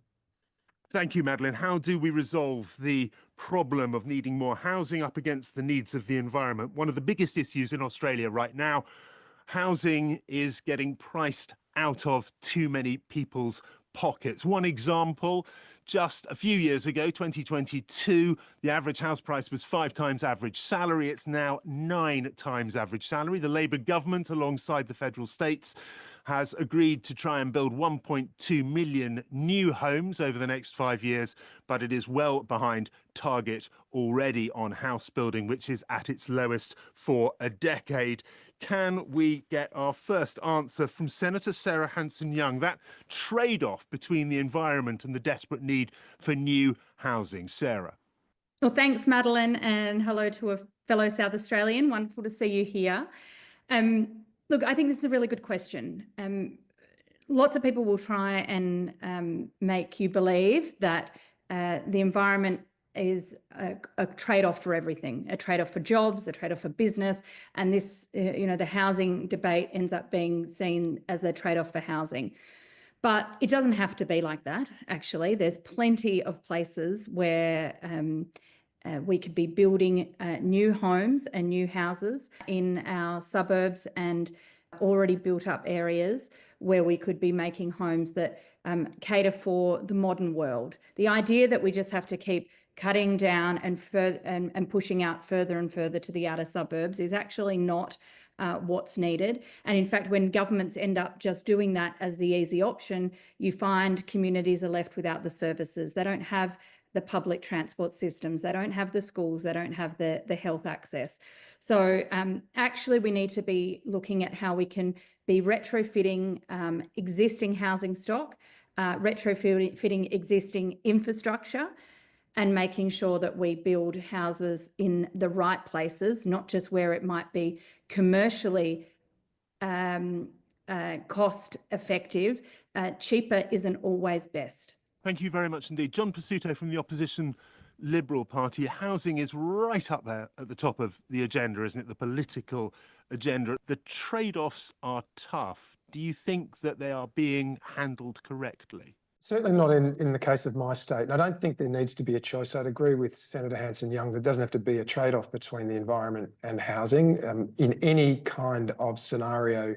I think the key point I'd like to make, though, is that governments are not responding to patterns of population and transport growth around the country. So in the case of Victoria, and I know this is echoed around the country, there is enormous population growth, probably 3 or 4 times the rate of population growth in what I'd call the outer suburban growth corridors. So if you are a young family and you want to buy a 2 or 3 bedroom apartment or more, you will not be able to afford it on the median income. You will need to spend, in Australian terms, well over $1 million, probably closer to $1.5 million to buy particularly a 3 bedroom apartment. So if you are looking to buy a home where you can house your family with young kids, inner city settings, as much as you might like them, are going to be beyond your reach. So what's happening in Victoria, certainly, and as I said, it's echoed around the country, is that people are looking for places they can afford in ways where they can exercise their choice. Many people want to live in apartment-style living, and that's great. Many people, though, want standalone, detached homes as well. And I think governments have an obligation to deliver on both. Thank you very much indeed. Alexandra Smith from the Sydney Morning Herald. I think one thing we really have to focus on in Australia, and whether that's in a city like Sydney, where I'm from, or Melbourne, Adelaide, is I think we really have to have a cultural change as well. I think Australia is built on the ownership of homes. The great Australian dream is living on a half-acre block with a big backyard where we play cricket out the back. We have to change how we live, and we have to get away from this attitude that unless you live in a house with a family, then you're not doing the right thing by your family. Here in Sydney, and I know it's the same in Victoria and Melbourne, the governments are looking at higher density living, but we have to convince people that it's okay for families with young children. I have young children and live in an apartment, that it's okay to live like that. But that will mean a change of how we think about the ways we can live. Thank you very much. Katie Gallagher, Minister of Finance. Is this the biggest challenge that your government faces? Look, it's certainly one of the top issues. I think if you're talking to constituents or issues that come up all the time, housing affordability, access to different types of housing is certainly right up there in the top three of issues, I would say. I think the environment and how you manage that interplay between urban development and environment protection is one of the issues, but it's not the only issue. I think it's a long-term, in some ways, people will say a decade of build-up of a problem in terms of lack of supply, lack of training the workforce we need to build the housing we need. So there's a whole range of issues there, but certainly supply is the main one. How do we get more supply? I certainly agree, I think, with everyone, John, Alex and Sarah, in terms of the comments they've all made about the different range of issues at play, and it requires, I think, every level of government to work together to deliver the outcome we need, which essentially is more housing. Katie, thank you very much. Let's go back to Madeleine. What do you make of what you have heard, and also your question about that trade-off, if you see it like that, between building more houses and the environment? I mean, I do see it as a trade-off. Developing more land means exacerbating the climate and the environmental problems, which means that a little bit further down the roads, there are going to be a hell of a lot more homeless people. Some of the homeless people that we currently have are homeless because they've been inundated by floods and burnt out of their homes. And that's due to our screwed up attitude about climate. When you talk about we can have it all, we can't. We have to change our attitude. Alexandra is absolutely correct. We need, I'm sorry, a more social look at this, because if we don't join together and fix this, it's not my lifetime. I'm 60 years old. In 10 years, I won't be able to grow plants in my garden. We have to stop talking about minimizing the problem and telling people they can have what they have, and change our attitude. Thank you, Madeleine. Thank you very much. Thanks for your question. Thank you for your comments afterwards as well. Let's go on to our second question. It comes from Kainwen Giron in Western Australia. Hello. Hello, Johnny, Kaya. I come from a place called Denmark, which is on the south coast of Western Australia, and I'm intrigued to hear all the commentary around climate, because I live in a town that has become a refuge for people escaping climate in the northern parts of Western Australia. But my question to the panel is not about climate. My question is this: Australia has failed to celebrate and support its own First Nations people. Aboriginal people in Australia have significantly shorter lives, suffer a greater burden of chronic illness, and higher rates of incarceration than their non-Indigenous peers. How does the panel suggest we improve outcomes for Aboriginal people and recognition of their culture and knowledge, not just in Australia, but the world? Thank you very much, Kainwen. Thank you for that question. Australia's First Nations or First Peoples have suffered mightily since Australia was founded, and their life outcomes today on nearly every metric are significantly worse than those who came later to Australia. We had hoped to have someone from First Nations on the panel, but unfortunately, because of illness, she was not able to make it.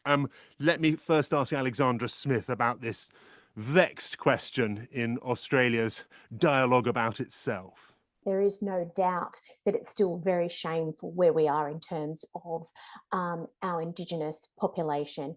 And I think no doubt, while it was divided and it certainly wasn't a homogenous group in terms of the voice that went to a referendum at the end of 2023 now, I think in many ways that set the country back a long way because there will be no government. Can I just very briefly just explain to those who don't know, this was a referendum on a consultative body. It was slightly unclear as to what the body would be, and a consultative body to the legislature that would be an express sort of voice for First Nations or First Peoples. I think I've got that summary right. There was a very that's right. That is right.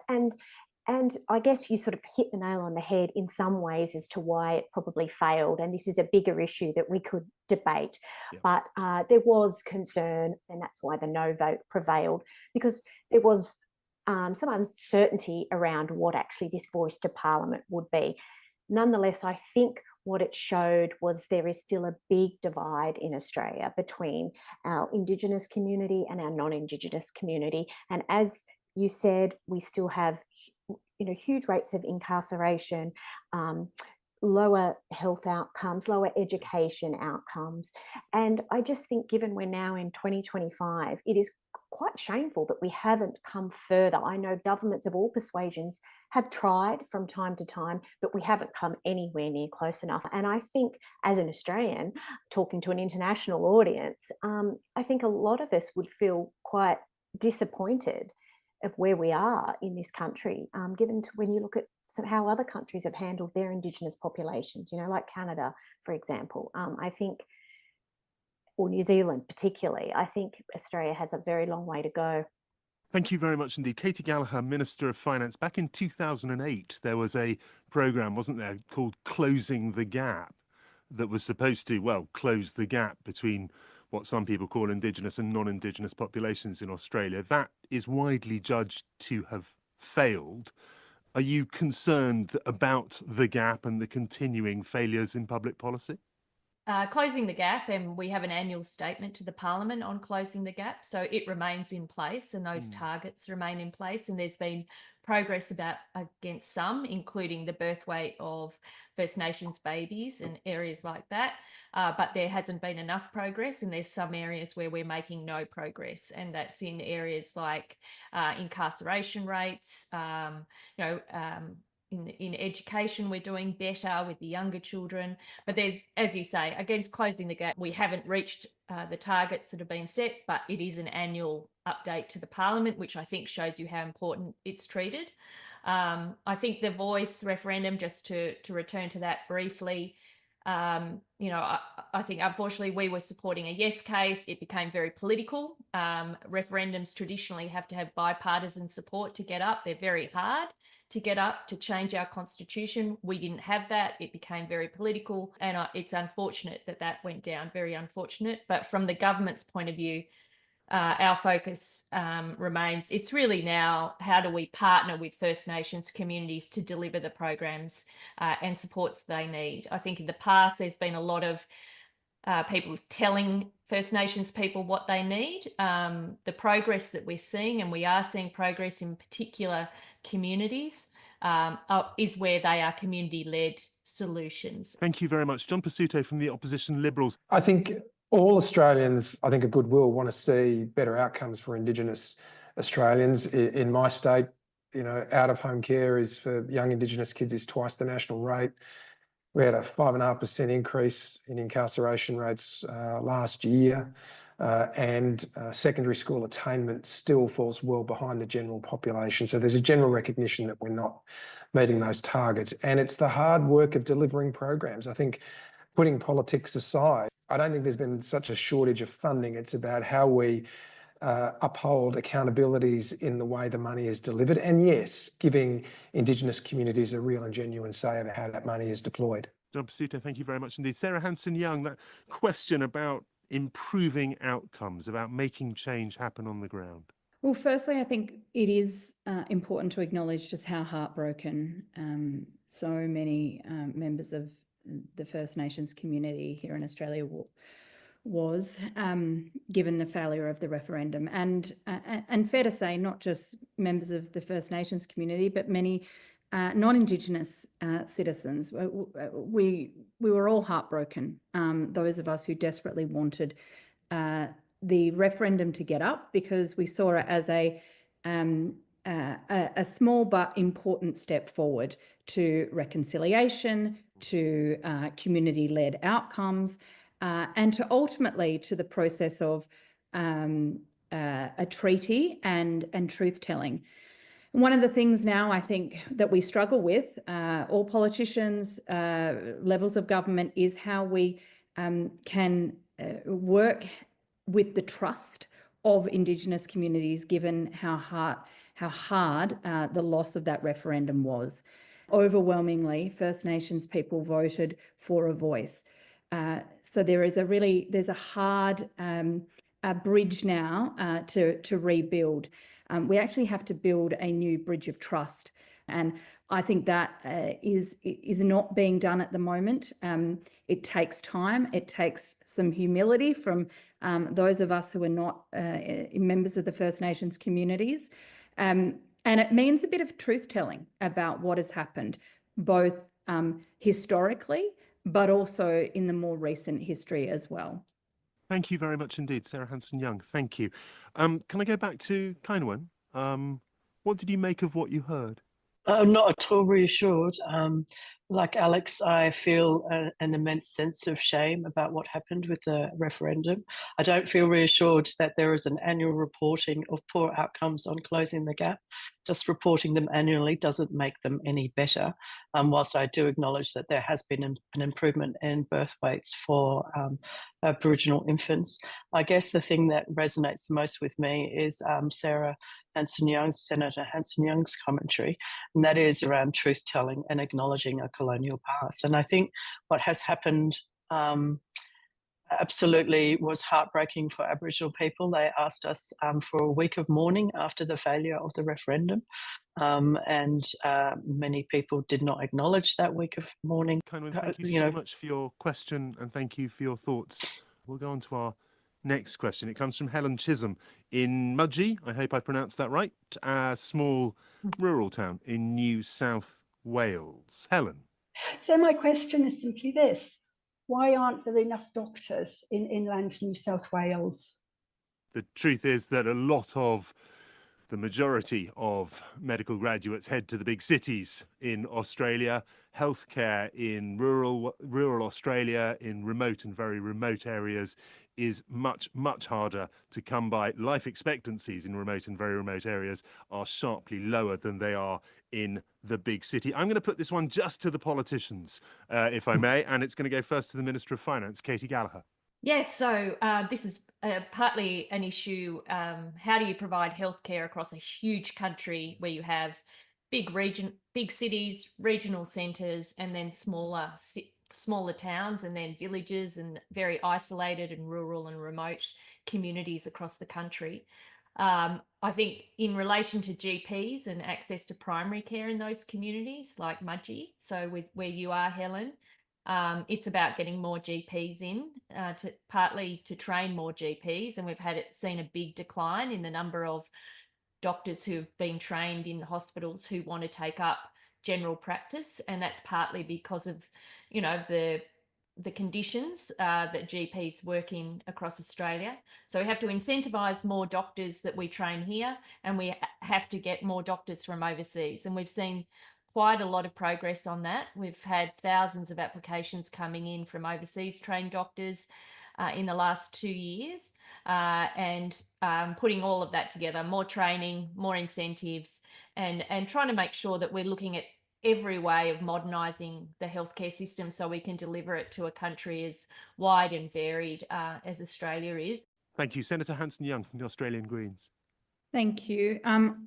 This is an issue I'm particularly passionate about, actually, Helen. I grew up in a small country town in country Victoria, and back then, 40 odd years ago, we had doctors in the local hospital. Women could have their babies at the local hospital.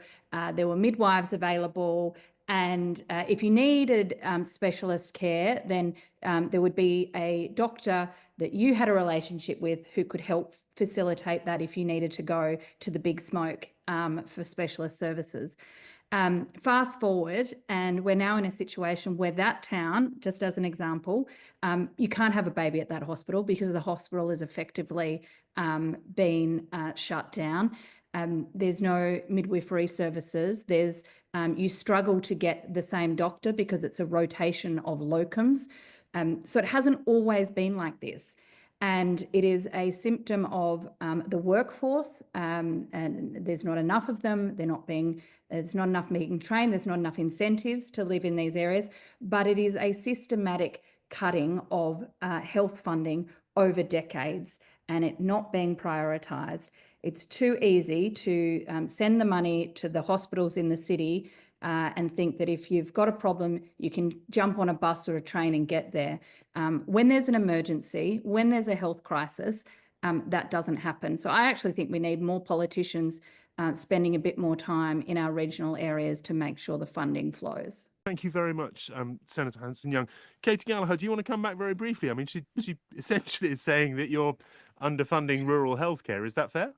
Well, again, I don't think it's a shortage of money. If we put $3.5 billion into bulk billing for Medicare, so the funding is there, but you need doctors in order to utilise that incentive. So fixing the workforce is part of it. One of the issues about having babies and those services in small communities is the level of skill of the practitioner to deliver those babies. And in the past, midwives did do it, but now with insurance and legal cases, insurers are very, very reluctant to insure those smaller hospitals for birthing services if they don't have a gynecologist or obstetrician there. And so it is bigger than just solving it with money or politicians or political will. It's an area of passion for me. I need to make sure we hear from John Pizzuto from the opposition Liberals. There's quite a lot of talk of bringing in doctors from abroad, and an enormous proportion of those who are in rural areas now are migrant doctors. Is that one of the answers you want to see pursued, John? I think the points made about recruiting more doctors, getting them into our medical schools and then out into practice is something that I think is commonly held as a view. But there's just a couple of points I would add to the discussion. First of all, I think in terms of health funding by the states, I think certainly in the case of my state of Victoria, but I know it's echoed around the country, is that I think governments are totally underestimating health demand and demand for clinical services at our hospital networks. That's putting enormous pressure on there. So it is, I would disagree with the Minister slightly that I do think it is a funding issue and governments understanding how to match, certainly at a state level, how to match that funding for services and demand in hospital networks across the state. The only other point I'd add, John, is that when GPs set up practice, particularly, Helen, in regional areas, their primary focus is the care that they provide and ministering to the needs of those who need that support. We also have to remember that they're running a business, and whether it's the regulation or whether it's the level of taxes they pay, it does put enormous pressure on them. And I'll speak again in the case of my own state, where payroll taxes now have been extended to many tenant doctor arrangements in our state, which just adds to the cost and makes it harder for GP clinics to be able to operate in a sustainable way. John Pizzuto, thank you very much. Helen, who asked the question, have you got personal experience of this? It rather sounds as if you may do. Yes, I'd first make the point that Mudgee is a 2.5-hour drive to the western suburbs of Sydney, so we're not exactly isolated. No. And at a personal level, my grandson, this is where I came into it, my grandson was told, he's 21, he tried to make a doctor's appointment a few months ago, and he was told they'd closed the books, they'd kicked him off the list, and if it was important to go to the hospital. There are 2 medical practices in Mudgee. Both have now closed their books, and I have spoken to people who are going to Dubbo for hospital. That's a round trip of 200+ kilometres. or going to Lithgow, or going back to Sydney, where they've come from, which can be a round trip of about 500 kilometres in order to see a doctor. We have a crisis right now on Sydney's doorstep. Let's go straight to our next question. It comes from Dennis Tolkatch, I hope I pronounced that correctly, in Queensland, northeastern Australia, who works in higher education. Hi, Dennis. Hello, everyone. International education is one of Australia's biggest export industries. However, the government policy uncertainties and the drop in international student commencement numbers are supposed to have a huge negative impact on higher education sector and the economy more broadly. What does the future of Australia's international education look like in 2025 and beyond? Thank you very much, Dennis. The question, what does the future of international education look like for Australia with policy uncertainty and a drop in international students having a negative impact on the higher education sector and economy more broadly? Australia has a flourishing overseas student population. Some say that its university sector is too dependent on overseas students. There's about 800,000 of them. That's 1 in every 34 people in Australia is an overseas student. They bring in billions of dollars every year in fees, but there is also concern that they are adding to or part of the spike in migration, which has also been a hot topic in Australia. So the government's introduced what's been called a soft cap, a slowing of visa processing. Let's speak, if we could, to John Pasuto, first of all, from the opposition Liberals on this issue.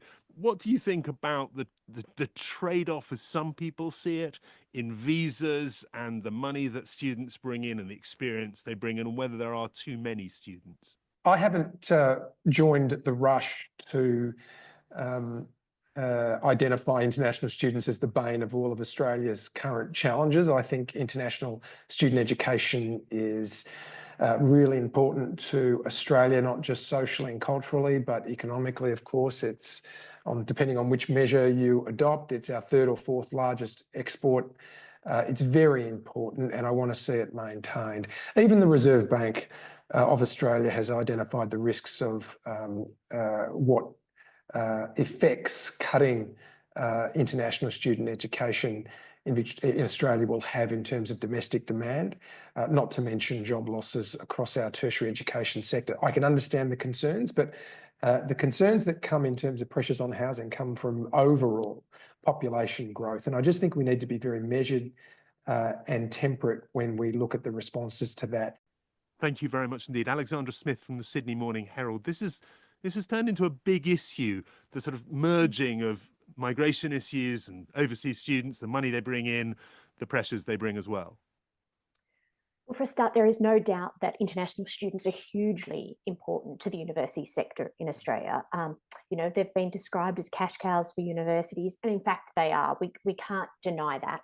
But at the same time, I think it would be wrong, and I think John made this point, to suggest that international students coming into Australia are putting a big strain on our system, in particularly the housing issue that we've got at the moment. We need to, instead of targeting international students, I think we need to better look at how housing further, we do housing to ensure that, you know, we can cater for these international students, because we saw the impacts during the COVID lockdowns when international students were barred from coming in to Australia, you know, because of the border closures. I mean, that had huge impacts on a lot of broader areas of the economy. You know, we're really struggling in terms of you know, people working in different sorts of sectors. You know, so many businesses closed up shops because once they would have employed, you know, international students to work in their whatever sort of industry they may have. Of course, they left the country, and you know, those businesses closed or really suffered. So I think it's really important that we really acknowledge that international students are really important to Australia, not just because, of course, the money that they bring to the university sector, but you know, Australia prides itself on being a very multicultural country. At the same time, I do acknowledge that there are pressures, you know, on the system, and particularly housing, but we can't just blame international students. Okay, thank you. I want to go back to Dennis just briefly before we get the rest of the answers. Dennis, you work in higher education. You talk about a huge negative impact on your sector. I mean, you've seen that yourself, have you? Yes, I have. Actually, a university I work at has announced redundancies last year alongside several other big prominent Australian institutions. And that was a direct result of the ministerial direction. And currently, we still have a lot of uncertainty. And I think the higher education sector cannot plan for the long-term future because every policy change affects us for 2, 3, or 4 years. Okay, let me put that point directly, if I may, to the Minister of Finance, Katie Gallagher. The uncertainty is making it very difficult to plan, and yet there is a real impact to what you've done when it comes to visas. Well, I think when we put together the legislation that didn't pass the Parliament, we did consult heavily with education providers. So we'd worked closely with them to try and understand what their numbers were and what a reasonable cap might be. But there's a couple of issues here. One, that there was real integrity problems with the international education market, particularly in vocational education and training. So we've had to tighten up some requirements around that. We've had to make sure we've got a sustainable international education system as well, which is looking, at managing some of the significant increases in numbers that we saw come, particularly post-COVID. And this was also coming to a select number of universities. It wasn't being shared across the country. So one of the things we were trying to do with the caps, and which is being done now with the soft caps, is to prioritise visas to regional universities, smaller universities, universities that aren't the big ones in the big cities. But the reason it was opposed by our opposition here, federal opposition, was really because they have a harder view on immigration than the government does. And so, they were saying the legislation wasn't worth it. It wasn't enough in a sense. We think it was a measured way, that it did provide that certainty, and it was allowing for a sustainable international education system, which I don't think anyone demonises international students. They shouldn't, but we need to make sure it's sustainable and manageable. And the system we inherited wasn't either of those things. Thank you very much indeed. Senator Hanson-Young for the Australian Greens. The suggestion is of a huge negative impact, but there's a broader question, isn't there, about the number of students, the dependency on overseas students, and also about the numbers coming in and the strains they cause. Yeah, I think there's a couple of issues that are being conveniently conflated, to be perfectly blunt. We've had the last 2 or 3 decades of systematic cuts to university funding, and the previous Conservative government did that. Big pressures on universities and in order to then make up that funding gap, they increased the number of international students coming in. A whole lot of services weren't available for those students. And so international students themselves started to feel as though they were being taken for granted, being used for the dollar they bring, but not actually acknowledged for the education and academic power that they were bringing. We obviously have to get those settings right, but to simply use the numbers of international students as the kind of the whipping boy for an argument about migration numbers, I think is really abhorrent, and it's wrong and it's lazy, because actually many within the conservative side of government, conservative side of politics here in Australia, that is the debate they want. In the lead up to this election, they want it to be about migration, and the easy pickings are international students. In previous years, the easy pickings have been refugees and asylum seekers. So this time round, it's international students. I do think we have to think a bit more globally about this. Australia is importantly placed where we are, kind of in the Asia-Pacific region. We have an enormous amount to give back to the global community when it comes to the soft diplomatic power of education. Thank you very much indeed, Senator. Thank you. Dennis, what did you make of what you heard there? It's great to hear the comments from the panel. if we are cutting down on international education, then hopefully there would be more support from the government for the domestic students and for the higher education. I work in a regional university, and in this program we several times talked about the skilled labor shortages in regional areas. So especially the support for regional universities is really important, and I really appreciate the comments from the panel. Thank you. And that is all we have time for with World Questions Australia. First, let me thank our panel. Thank you for your time and your experience. Thanks to all our questioners. Thanks, of course, to you, our audience. Next month, we will be in Vilnius, the capital of Lithuania. Until then, I'm Johnny Diamond. Thank you.